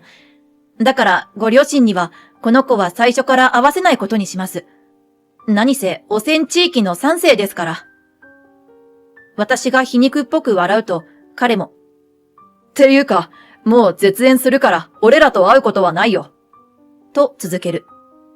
その瞬間、姑は、待ちなさい！そういうことなら話は別よ！とわかりやすく手のひらを返してきた。お見合いもなしでいいわ。二人の結婚も認める。その子は私たちの孫よ。ねえお父さん。ほほほと焦ったように笑う姑に、姑も、もちろんだ！孫が楽しみだな！と、今までのことはまるで何もなかったみたいにドヤ顔で髭を触った。彼と妹が嫌悪感丸出しで、うーわー、とぼやく。私も同じ気持ちだ。こんなに綺麗な手のひら返しは初めて見た。まあ、認めてくれるに越したことはないから、悪いけど都合のいい関係を築かせてもらうか。それから、ありがたく彼の両親のご意向をお借りして、出産のこともあるので、急ピッチで結婚式の準備を進めた。我が家の結婚式が地味とかありえないよねという彼の妹のアシストもあり、驚くことに結婚式の費用の大部分を彼の両親が出してくれた。その両親も私たちに文句を言うことはなくなり、結婚式は無事終了。その後、夫が家を継ぐまで海外で暮らすことを決めた。家を継がない選択肢はなかったのかって？家督相続は夫の両親の希望だけでなく、夫を可愛がってくれた亡き祖父との約束なのだ。そして夫自身もそれだけは叶えたいという意識が強かった。だからこそ、あの時の絶縁宣言は私も彼の両親も本当に驚いたんだけどね。海外に来た理由について表向きは3世のこの子を立派なエリートに育てるためと説明して彼の両親も納得しているが、これは大嘘。我が息子は今も幸せそうに肉を頬張り、先ほどまで近所で釣りに興じていたくらい大自然の中でのびのび育っている。単純に祖父母と疎遠になりたかったのだ。出産も海外で行ったので、彼らは一度も孫と会っていない。だってね一応私たちの結婚を認めてくれたけど、言葉の端々にまだ嫌な感じは残っているし、心から認めてくれた感じじゃないんだもの。腑に落ちないから角の立たない程度に絶縁気味にしておくくらい許されるでしょ。我が子に祖父母の心ない言葉は聞かせたくないしね。これは一種の防衛手段だ。もしも二人が心から私たち家族を認めてくれる日が来たら、子供に会わせてあげようと思う。まあ、なさそうだけど。ちなみに、夫の仕事が忙しいということにして、家には帰省さえしていないが、実は数ヶ月に一回くらい気軽に帰国して、私の実家に孫を見せに行ったり、義理の妹と遊んだりしている。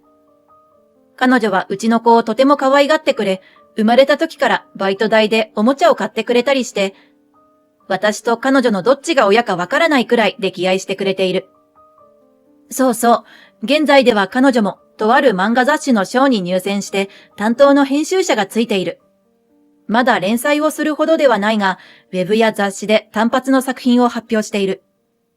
私たちも結婚の夢を彼女に守ってもらった身なので、夫が守った妹の夢が叶って本当に良かったと思う。人の一生って持ちつ持たれつで成り立つもの。周りの人の未来をいいものにしていけたらいいな。ちなみに我が息子の名前は劉邦。言わずもがなである。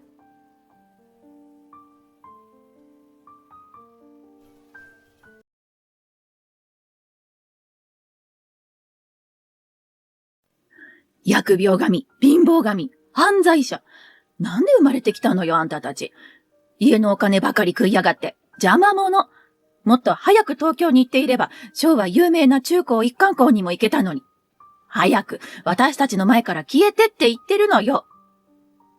ちらりと父親を見るが、こちらに一別もくれない。もうここに居場所はない。ついに本当に居場所がなくなるんだ。私の名前はマリコ。32歳。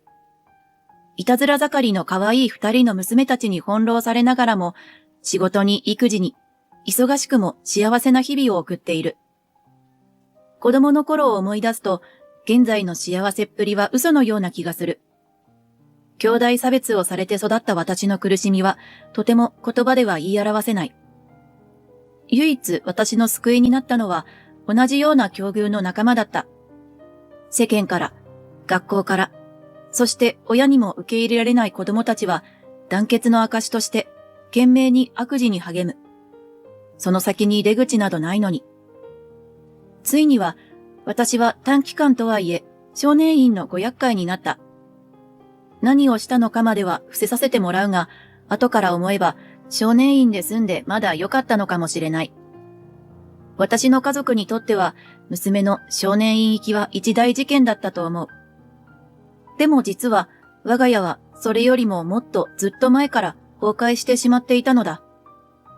3歳年上の兄、翔と、2つ年下の妹、秋。そして私は、幼い頃はとても仲のいい3兄弟だった。優しくて賢く、いつも遊びを広げてくれる兄と、それにニコニコついてくる妹。そこに明るい私のちょっとしたおふざけも相まって、毎日笑いの絶えない日々だった。マリコ、将来お医者さんになる。と私が言うと、マリコはお医者さんになるにはちょっと調子者すぎるぞ。なんて言いながらも微笑む両親。どこにでもある幸せな家族の風景がそこにはあった。はずだった。そんな私たちが全員小学生になったある日、私たちの生活を大きく変える出来事が起こった。兄がきっかけだった。母親がママ友に勧められて軽い気持ちで受けた有名塾の入塾テストで、寄宿生を含めて学年トップの成績を収め、首席で選抜クラスに入ることになったのだ。その日から両親は変わってしまった。兄だけの親になったのだ。お兄ちゃん本当にすごいわ。きっと将来はお医者様かしら。それとも一流企業の社長？母親が浮かれた顔で言えば、そうだな。不動産投資をして働かずに金儲けなんてアイデアもあるぞ。いずれにせよ大金持ちは確定だな。父親がニヤニヤしながらそれに答える。そして成績の面で目立つところのなかった私と妹は、この家の邪魔者として扱われるようになっていったのである。お母さん、今度遠足があるの。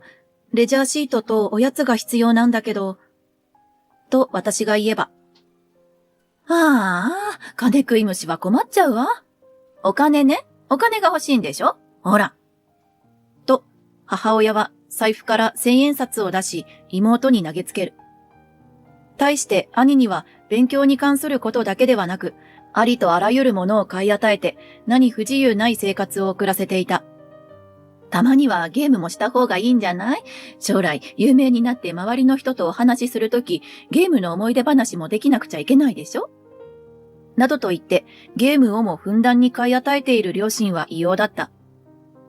兄に期待をかけるまではわかる。でも私と妹の将来はそれと全然別の話だろう？家族での外食にももちろん私と妹は連れて行ってもらえなかった。置き去りにされる私たちにはカップラーメンだけが残された。運がいいとレンジで温める食品もあった。ある時妹がテストで40点台を取ってきた。小学生に入って初めて受けた漢字のテストである。何よこの点数。恥さらし。小の妹がこんな出来損ないだとバレたら印象が悪くなるじゃないの。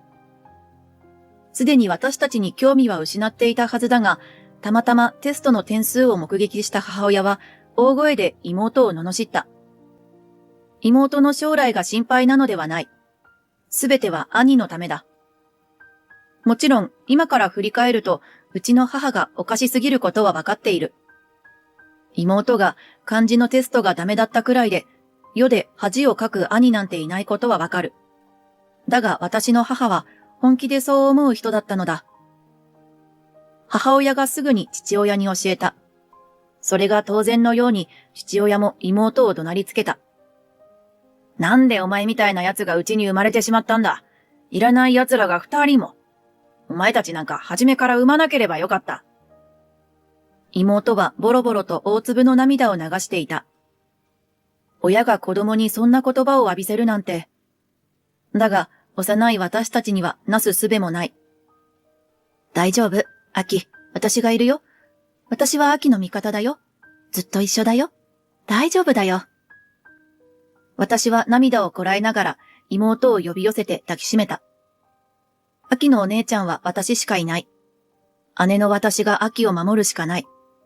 でも同じように私を愛してくれる存在ももはやアキしかいない。私たち二人はお互いを慰め合うしかなかった。そうして私が15歳になった時のこと。犯罪に手を染め、短期間の少年院から出てきてすぐのことだ。私たち東京に行くことになったから。と突然両親が宣言した。どういうこと？引っ越しするの？私たち姉妹がきょとんとしていると。そう、お兄ちゃん東京の有名大学に合格したのよ。もうここには戻らないから、よろしく。確かにご近所さんの目もあるし、ここに住み続けるのもやりにくいだろうな。転校なんて妹にも迷惑をかけちゃうな。なんて考えていると。やっとあなたたちと離れられてせいせいするわ。これで邪魔者の世話はしなくてよくなるわ。と、母はわざとらしく伸びをするのだった。母親の発言に理解が追いつかず、混乱したまま私は尋ねた。私とアキは一緒に行かないっていうこと？どうなるの？じゃあどうすればいいの？するとソファーで寝転びながら新聞を読んでいた父親がそのままの体勢で言った。どうするかなんて自分たちで考えろ。お前たちはうちのお荷物だと言っているんだ。お荷物だから置いていく。それだけのことだ。母親が、今まで十分養ってやったんだから感謝しなさい。マリコなんて小さい頃は医者になりたいとか言っていたのに、それが今では犯罪者だなんて。犯罪者と出来損ないなんて私たち家族には不要なの。これ以上あなたたちを育てる意味がないと判断したってことよ。この家も売りに出したから、じきにここにもいられなくなるわよ。と、冷たく続ける。養ってやった。って確かになんとか生きながらえさせてはくれたけれど、それ以上でもそれ以下でもない。現に私たち姉妹は男物のお下がりを着せられているのだ。私は今でも医者になる夢は諦めていないよ。私がたまらず言い返すと、両親はバカみたいに大口を開けて笑い出した。何言ってるのよこの子。犯罪者に明るい未来なんてあるわけないじゃない。だから捨てるの。そういう世間知らずなところも全部鬱陶しいのよ。そう叫ぶと母親は数少ない私たちの私物を次々と吐き出し窓から外へ捨て始めた。急なことに固まる私たちを尻目に母親はさらに続ける。疫病神、貧乏神、犯罪者。なんで生まれてきたのよあんたたち。家のお金ばかり食いやがって。邪魔者。もっと早く東京に行っていれば、昭和有名な中高一貫校にも行けたのに。早く私たちの前から消えなさい。ちらりと父親を見るが、こちらに一別もくれない。もうここに居場所はない。ついに本当に居場所がなくなるんだ。母親は外に物を投げるのをやめたかと思うと、こちらを向いて手に持っていた筆箱を振りかざしてきた。危ない。私は秋をかばいながらリビングを出ると、裸足のまま靴を履いた。秋も私に続く。気づくと秋の手を引いて、私は冬の夜道を駆け出していた。もう片方の手に握りしめていたのは、ポケットの中の小さなチャック付きポリ袋。中には簡単なメモと数枚の硬貨が入っている。お守りとして肌身離さず持ち歩いていてよかった。近くの大きな公園に公衆電話があることは知っていた。あった、これだ。ゆっくりと扉を開いて、秋と一緒に電話ボックスの中に入るともうぎゅうぎゅうだ。もう大丈夫だからね、秋。と語りかけると秋はうなずいた。公衆電話なんて触るの初めてだ。ポリ袋のチャックを開ける手が震える。中には公衆電話の使い方と電話番号が書いたメモが入っている。受話器を取ってお金を入れ、メモにある番号を押す。電話出るかな？もう寝ちゃっていたらどうしよう。そんな不安をよそに、数コールのうちに、もしもしと声がする。その声を聞いた瞬間、緊張の糸が切れて、ボロボロと涙がこぼれてきた。佐伯さん、助けて。佐伯さんはすぐに車で公園まで来てくれた。そのまま私たちの家へ向かい、両親に話をつけてくれた。少しの間、娘さんお二人をお預かりしましょうか、と佐伯さんが言うと母親は、少しなんて言わず、ずっと預かってもらって構いません。二人はもう差し上げますので。と返したらしい。庭に投げ捨てられた荷物を拾い、それから佐伯さんの家へ向かった。佐伯さんは、私が少年院から出るときに担当になった私の保護司である。少年院から出るとしばらくは保護観察期間となり、月に数回保護司との面談があることになっている。佐伯さんは私から無理に聞き出そうとはしない人だった。でも気づいた時には私のことを残らず理解していた。大人を信用できないでいた私だが、佐伯さんだけには隠し事はしないでおこうと決めた。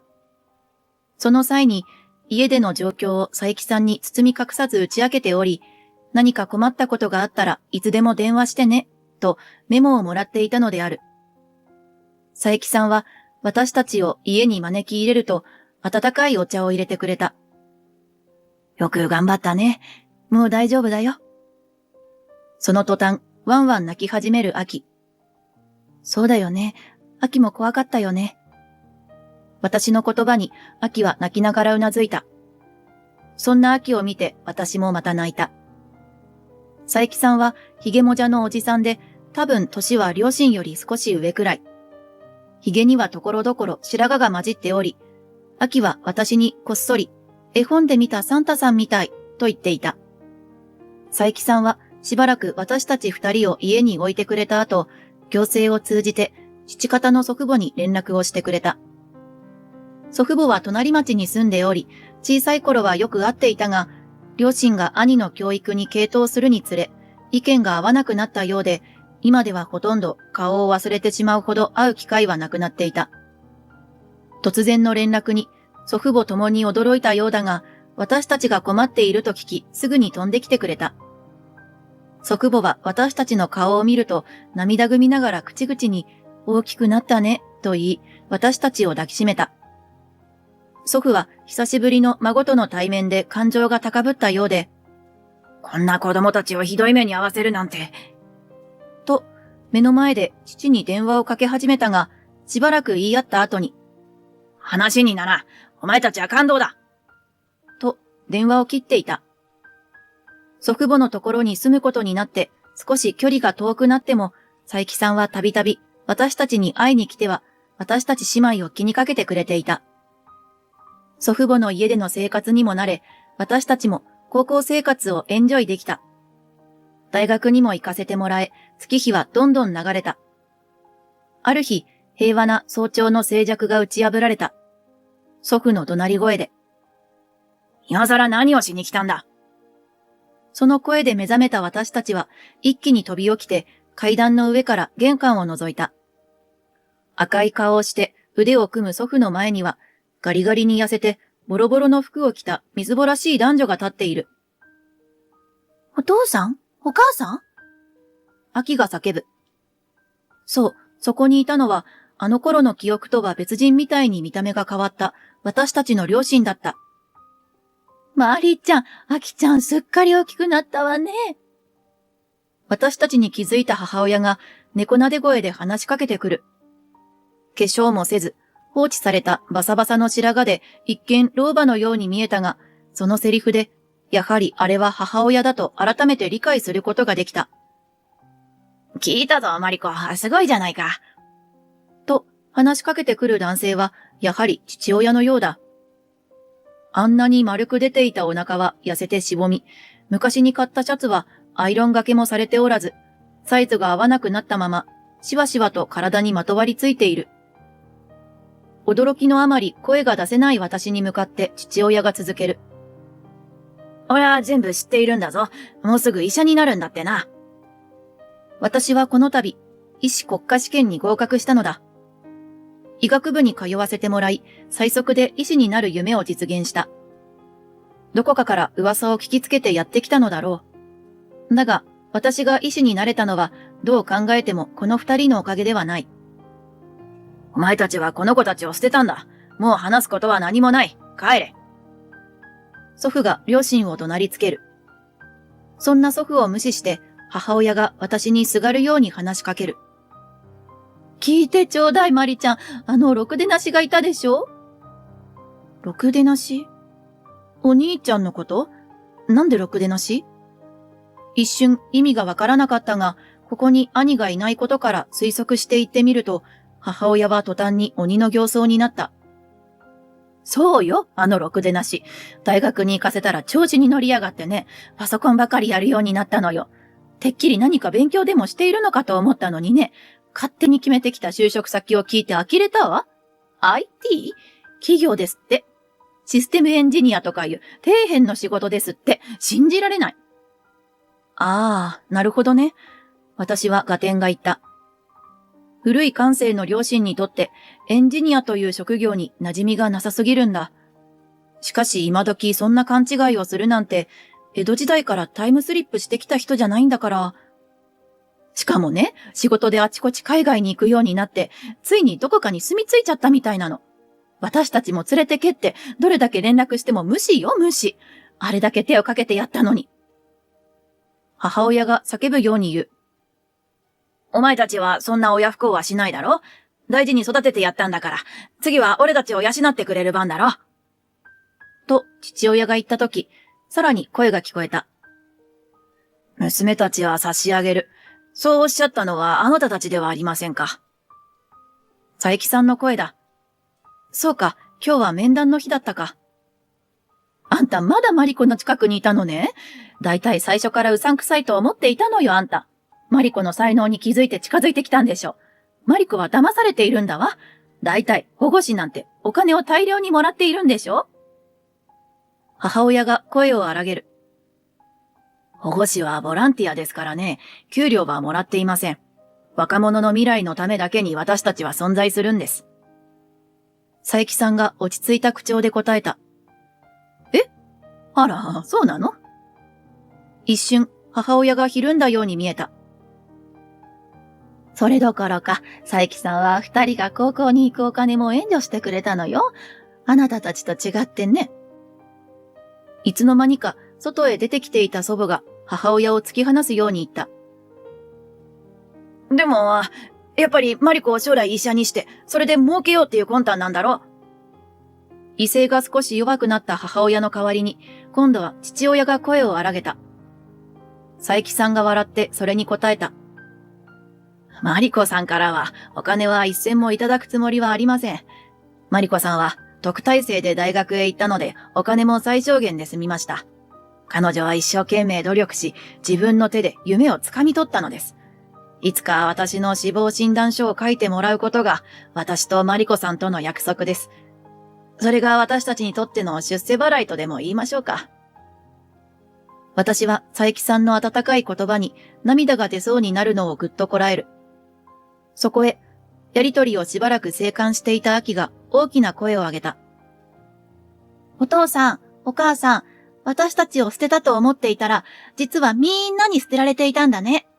もうお父さんとお母さんの味方はいないと思うよ。恥ずかしいから早く帰った方がいいんじゃない？そのアキの声にクスクスと笑い声が聞こえた。いつの間にか騒ぎを聞きつけた仲良しのご近所さんたちが家の周りに集まってきていたみたいだ。いいぞ、アキちゃんもっと言ってやれ。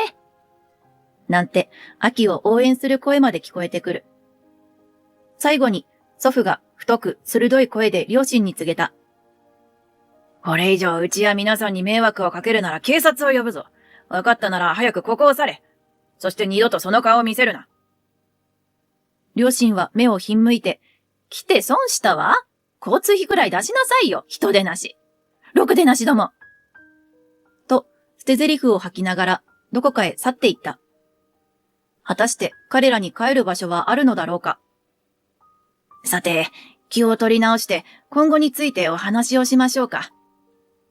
と、佐伯さんがにこやかに言い、みんなはリビングに集まってお茶を飲んだ。そんなことがあってね、本当に大変だったんだからね、お兄ちゃん。そうか。それは申し訳なかったな。受話器から困ったような、でも笑っているような、そんな声がする。電話の相手は他でもない、アメリカで仕事をする兄、翔だ。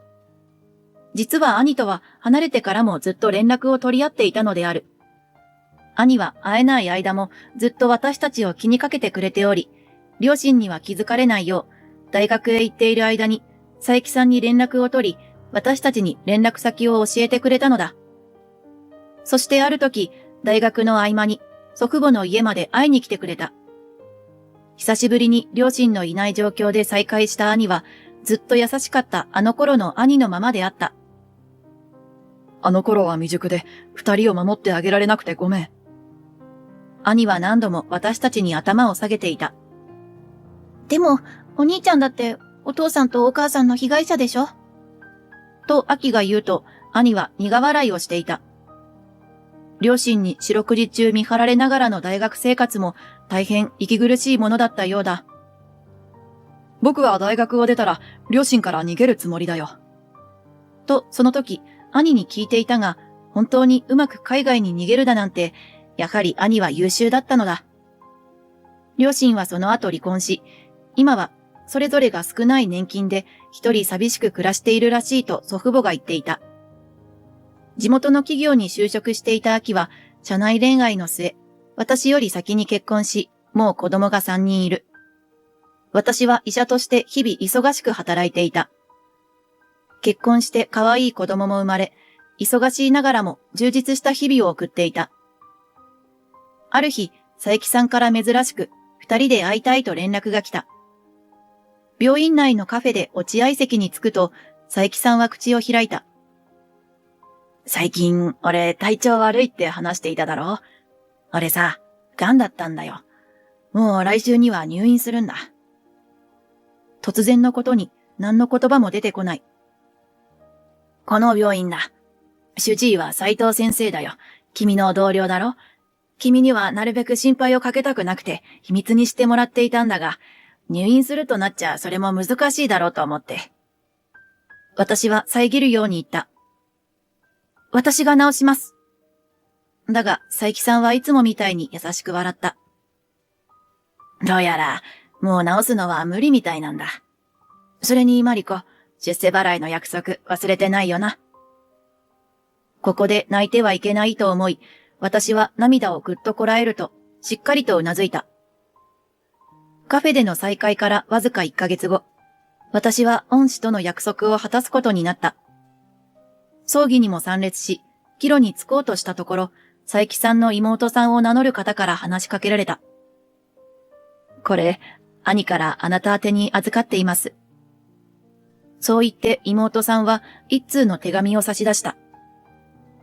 家に帰って古く色あせた手紙を開くと、そこには懐かしい佐伯さんの温かい文字が刻まれていた。マリコ、この手紙を読んでいるということは、私はきっとこの世にはいなくて、そして君はきっと約束を果たしてくれたということだろう。君は若い頃から何事にも一生懸命でまっすぐな子だった。そんな真面目な君に一つ提案がある。もちろん、進路は君自身が決めることだから無理強いしたりはしない。ただ、もし開業医になるなら開業資金も必要だろう。大した金額ではないが、私の遺産を少し君に分けるように遺言を残してあるんだ。君ならもっともっと素晴らしい医者になれる。多くの人の健康を守ってほしい。君の成功と幸せを心から祈っている。佐伯。私も佐伯さんみたいに人を救えるような存在になるんだ。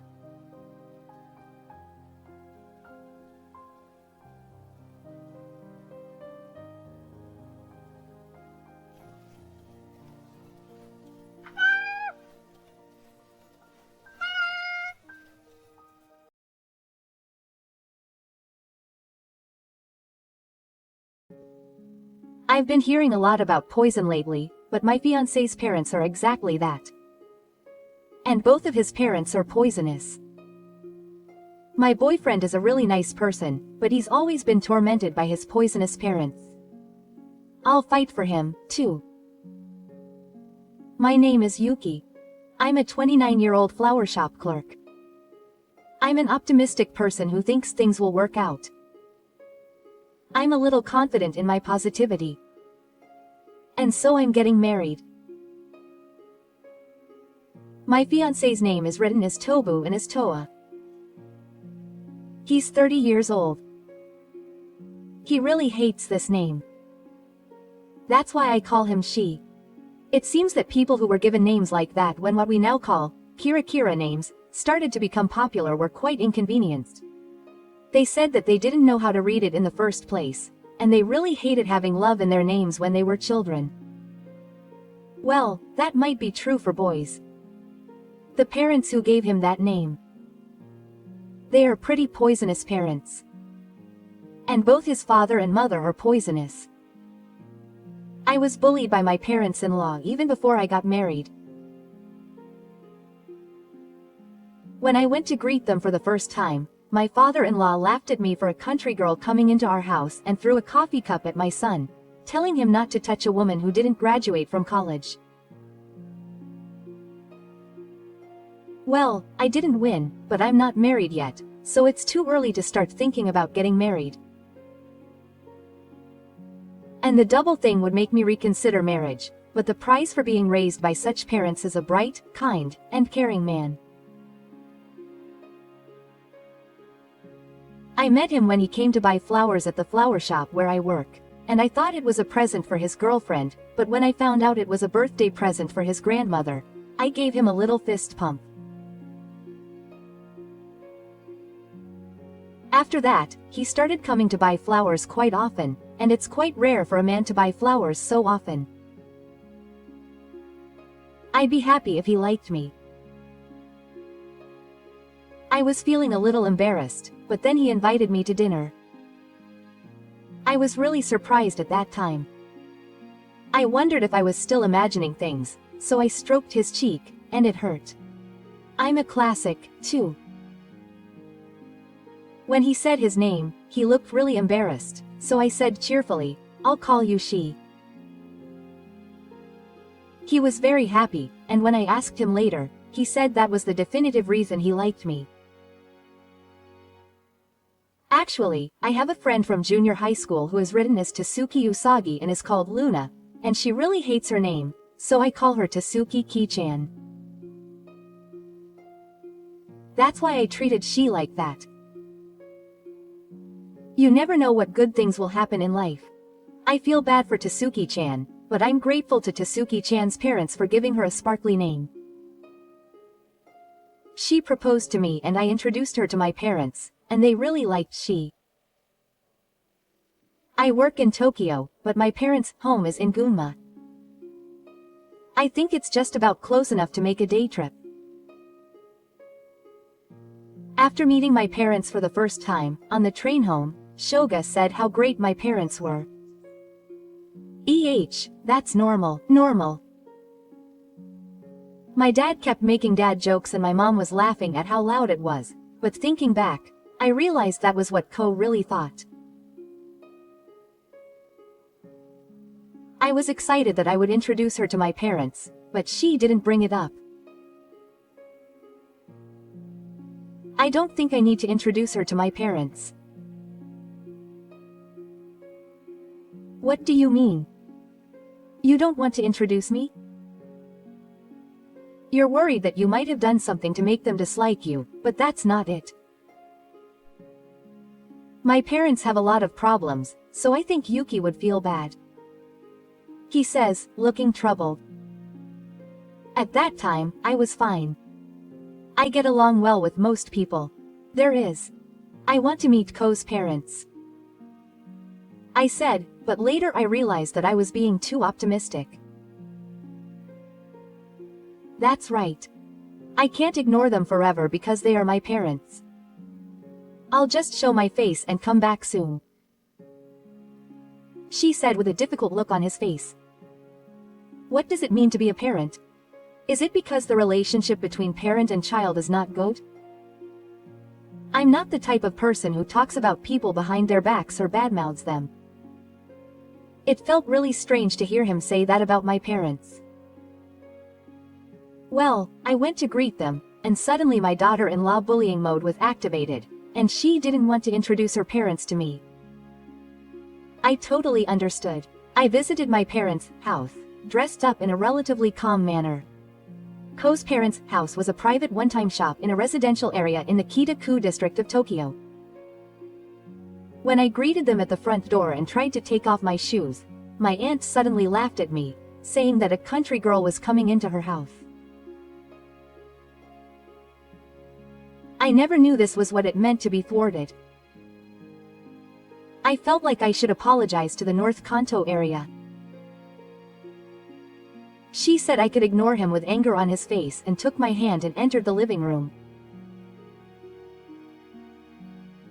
Then, my uncle, who was sitting on the sofa, threw a coffee cup at me, saying that a woman who didn't graduate from college shouldn't touch his son.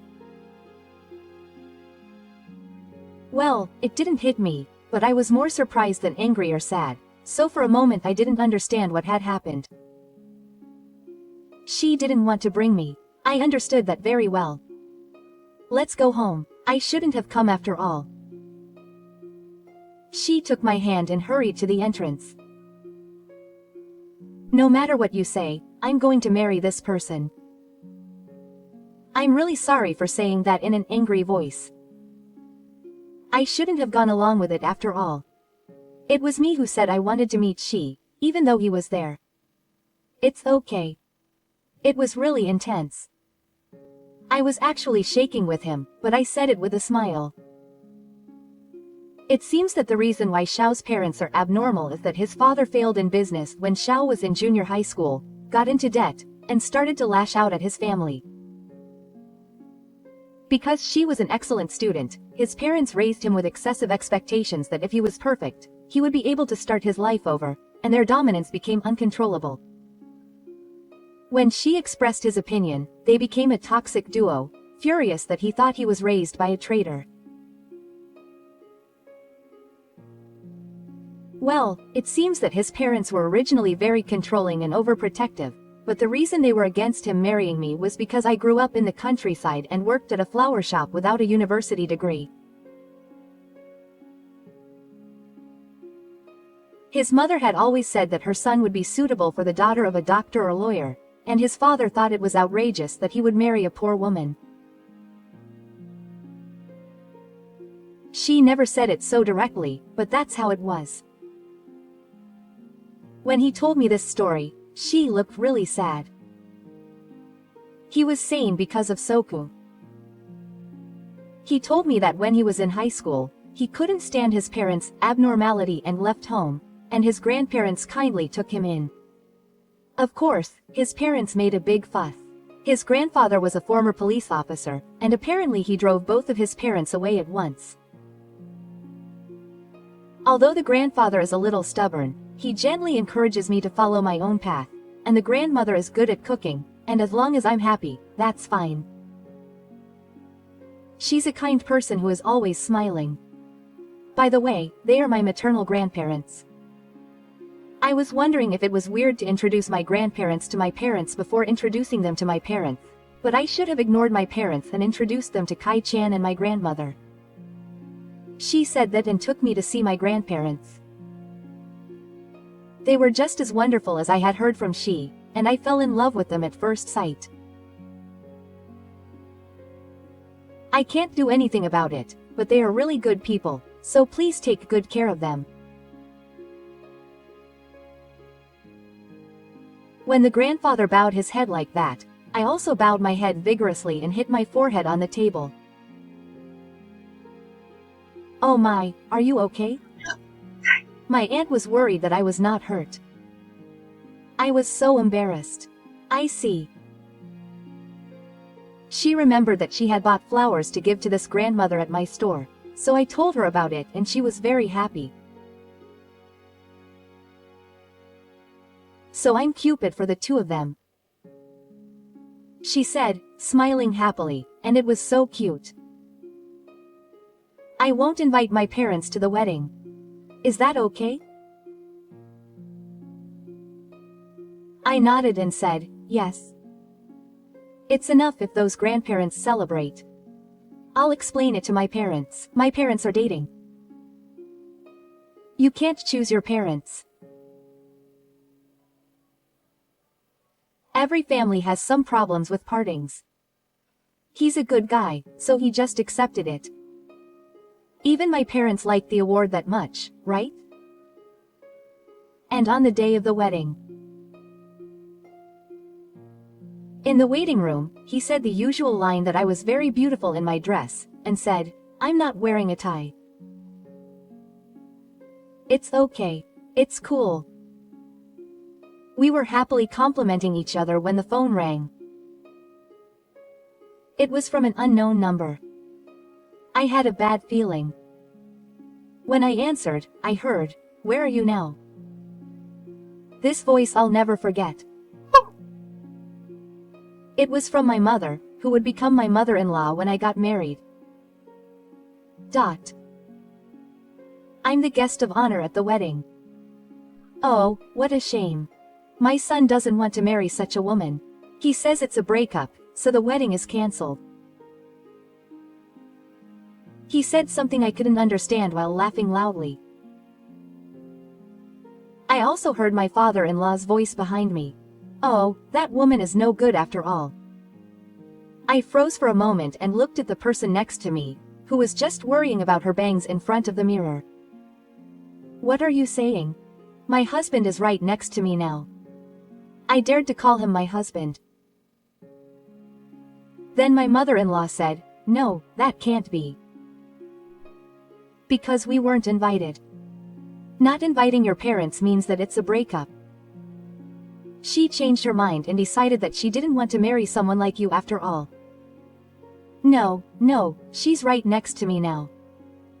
What kind of weird misunderstanding is this from now on? At this point, she realized her life and asked me to put her smartphone on speaker. It's not a breakup. We're going to hold the wedding ceremony as planned and show it off. It's weird. A wedding without inviting your parents.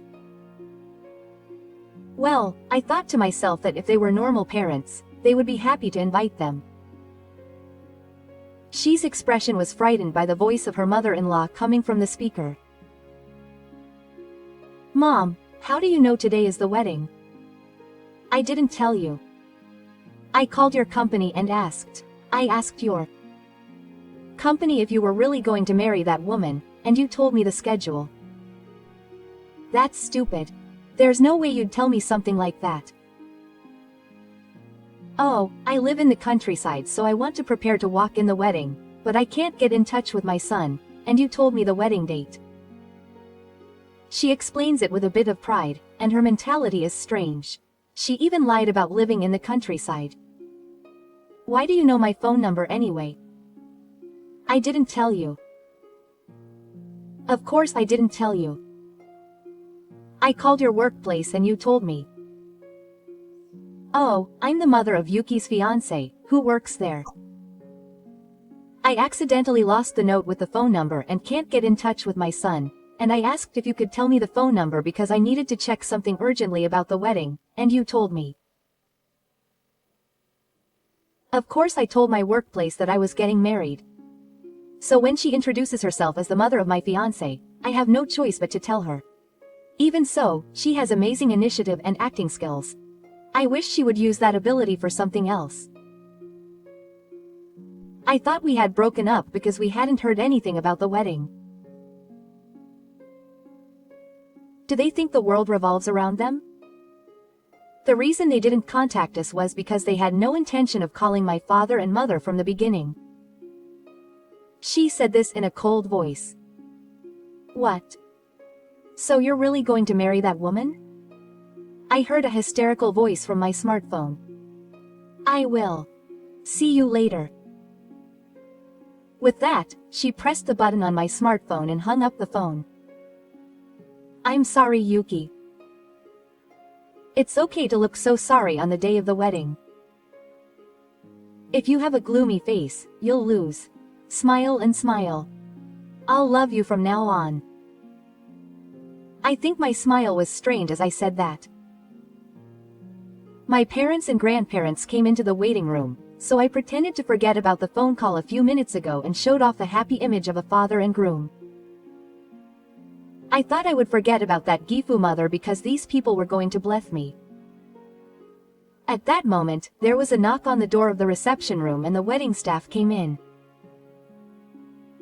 Excuse me. There was a bit of trouble, it seemed difficult to say. Once again, my bad feeling turned around. A middle-aged man and woman were making a fuss at the reception desk, saying that this marriage would bring back their son. My bad feeling was right. I think they probably asked about the date and time of the wedding as well as the venue when they called someone at my company or the flower shop where I work. I don't have a preferred name. When the staff asked who it was, my mother-in-law said that she was the real family of my son who was having his wedding ceremony here today. It was quite incomprehensible. The staff must have been confused. They couldn't just leave them alone, so the staff guided them to an empty room for the time being. My parents and grandparents were also trying to deal with me and my little one, but it was almost time, so I asked the staff to help me. When I asked them not to let them out of the waiting room, they asked if they should report them as suspicious people, and I was at a loss for words. I'm sorry for getting the police involved no matter what. They are my parents. She explained that they were against this marriage. Apparently there were occasional problems with the groom's father and relatives on the day of the wedding, and although the staff was not too surprised and understood, it is still difficult to deal with. They promised to do what they can. I'm really sorry. Anyway, we have to move to the wedding venue now, so please hold us back as much as possible. I apologized to the staff and made an unreasonable request, and my parents, Tomio, and I hurried to the wedding venue. I'm glad we had a simple public ceremony. It was only about 30 minutes, so we were able to clear it safely. However, what was supposed to be a touching wedding turned out to be a wedding that was not what we had hoped for. The relatives who had scattered might have thought it was suspicious that the groom's father and the priest were all anxious about the entrance and exit.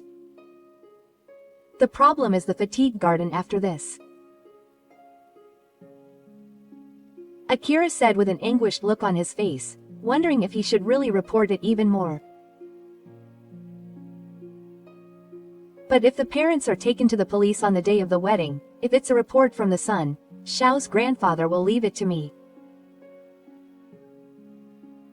Whatever happens, I'll put it down. It's not a boat to suppress. No, I thought it might be a boat, but he's a former police officer after all. I was impressed by how reliable he was. Then my father said it. I'll help too. For the happiness of the two of them. I'm a little embarrassed to say that. Yes. Well, it will work out somehow. That's right. This is me. I understand. Thank you, Grandpa and Dad. She said that and bowed his head. My father was happy to be called Dad. So Anho Shi's parents burst in about 10 minutes after the fatigue garden started. As soon as they opened the door and came in, my mother-in-law shouted, my son doesn't really want to get married. He's being forced to do it, poor thing. And started crying. How can I look at the wonderful man next to me as if he doesn't want to? It's your fault that this situation is so pitiful. The guests in attendance were confused, and my father-in-law took the microphone from the staff without permission, and everyone, this marriage is the other way. My mother-in-law shouted, My son regrets it, he chose us. You poor woman, go away. She pointed at me and said so. My mother-in-law was treating me and my family like a fool in front of so many guests. I got angry and said it. Aren't you the ones who should go home? He chose me. I didn't invite you guys in the first place. I'm the one who said it. What is this woman? To my parents-in-law. No, I saw, didn't they say that the marriage was invalid? A loud voice echoed through the noisy hall, as if the panicked staff and the illusion were evil. Stop it. The grandfather spoke to his parents in a voice that echoed through the hall even without a microphone. You have always been selfish, self-centered, and controlling, and you have always been interfering with your son's life. You should be ashamed of yourself. The hall fell silent at the grandfather's words. Meanwhile, Shi's grandfather slowly stood up. My son regrets it. He was forced to marry. Repeating his mother-in-law's words, the grandfather stared at Shi's parents. You have always been like that. The hall was abuzz with that one word. Ever since we were little, we've been trying to tie the prize down to our desires, and when classes don't go well, we take it out on them. By the time we graduate from middle school, we've been told to go to a good high school, a good university, get a job at a big company, and make our lives easier. My mother-in-law panicked. No, that's not true. I tried to argue that I was thinking about my child's sake, but then my grandmother stepped in. You also said that you wanted to marry a rich woman. That you wanted to be a doctor or a lawyer. Not for your son's future. For your own life and your old language. Even though you're my daughter, I'm disappointed in you. Was it the man you married that was bad? Or did I raise you wrong? My grandmother said some pretty credible things in a soft tone. It's pretty tough to be told by your parents that you raised them wrong. But we love this child, and my mother-in-law said in a playful tone. Don't make me laugh and say it's love. What you guys have isn't love. Its ego's voice rang out even louder. The relatives in the hall nodded in unison. That couple has been strange since long ago. After restricting my son so much, why is he still not letting him be free? When he failed the class, I lent him money, but he cried and begged me. In the end, I didn't get it back. As voices rose one after another, my parents-in-law were brought up again about the debt and began to mediate. My mother-in-law shouted, her face red. No, it's not. She loves us. He's happier with us than with a woman like you. Ha. No one would believe that here and now. I was dumbfounded, and the old lady said, you're so persistent. And then she walked towards the prize. Then you, tell me clearly which one you choose right now. Then she smiled. I don't want to, Grandma. That's obvious. Look. After all, there's no way my son would say to his mother-in-law, who was about to say us. She suddenly interjected in a loud voice. It was the first time I heard she speak so loudly. The hall was even more chaotic.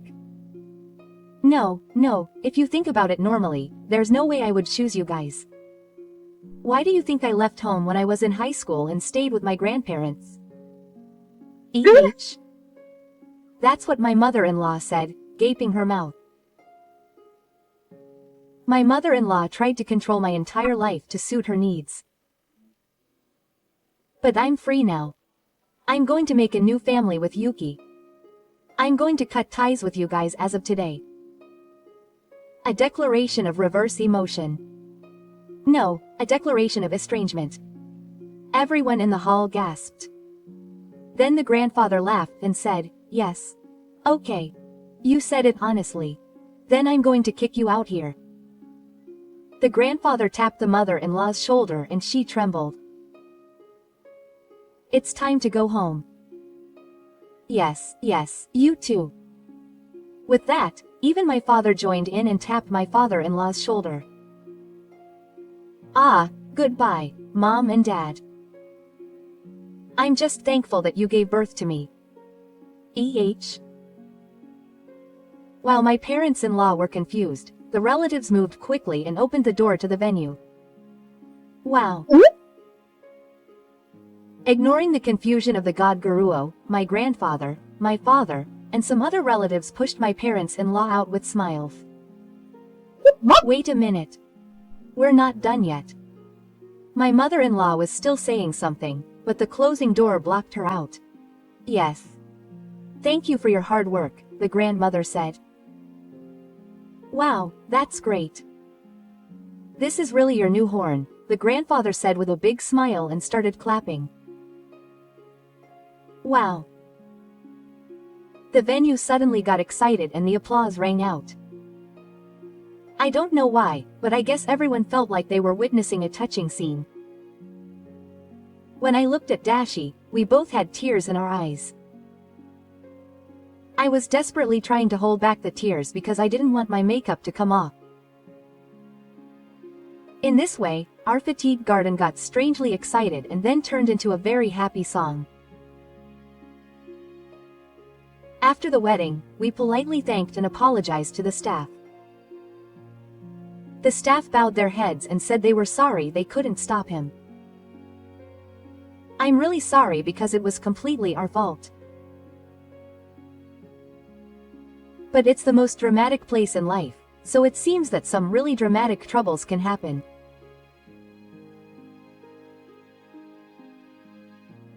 One of the groom's priests doesn't show up, a drunk relative causes a big commotion at the wedding, a jealous woman tears the groom's dress, etc. I guess we were still on the safe side. It's a big deal for us. Especially for the groom. But with the help of my grandparents and my relatives, we managed to get through it. Oh, my dad too. My grandfather encouraged us to go to a southern island and refresh ourselves, and after my parents and I were sent off, we set off on our honeymoon. We were quite unsure about where to go for our honeymoon, but in the end we went to the classic Hawaiian Waikiki beach and enjoyed the blue sea and sun. The views of Hanawan and Diamond Head were amazing. We toasted with tropical cocktails while filling our stomachs with loco moco and garlic shrimp. She was so serious that I really caused trouble for Yuki. I'm sorry.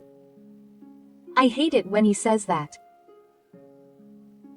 You promise not to say that.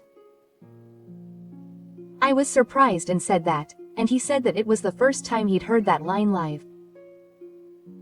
You blew the air away.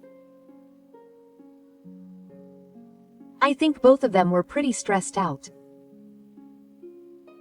HMPH. You know, I was thinking about going through the process of clarifying it when I got home. Those parents gave it to me.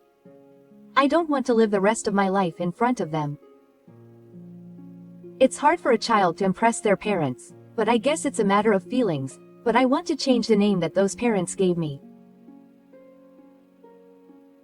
It's true that sparkly names are hard to read, hard to write, hard to explain, and they don't think about the children who will have trouble in the future because of that. The first name that those timid parents gave to their son was Toha, which is hard to read and hard to explain. I see. I think that's good. So what name will you change it to? That's already been decided. Yuki will call you. The characters are the same. It doesn't change much. It's good that it doesn't change. That's right. But I said a little teasingly that love will disappear from Satoa. He stared and said, love is always here, and it felt like a honeymoon and we got really excited.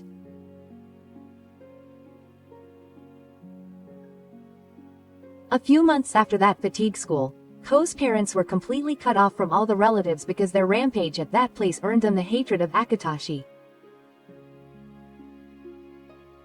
Do you know how much trouble you have caused those around you? Don't get involved in the future. With those words, they were told to cut off from them, and Ko's parents were completely isolated.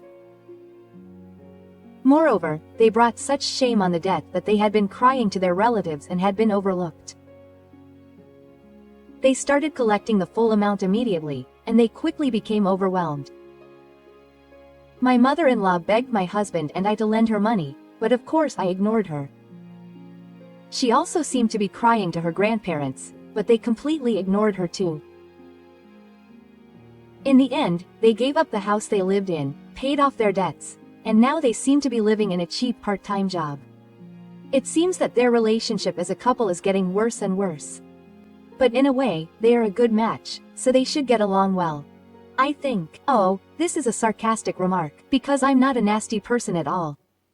I really can't forgive those people who have been tormenting me for a long time, even though their attitude towards me was terrible. But I don't have anything to do with them anymore, so that's enough. We overcame those troubles and are living happily. Grandpa, Grandma, thank you so much for that time. When she expressed her gratitude again, it's fine if you're happy.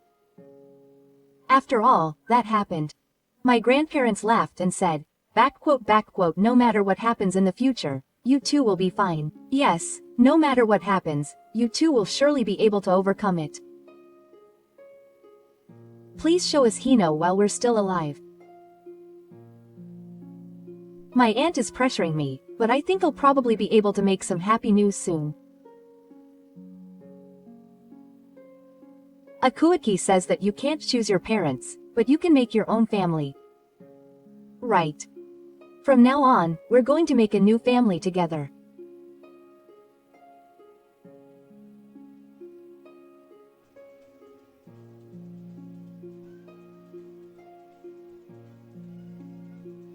Yes.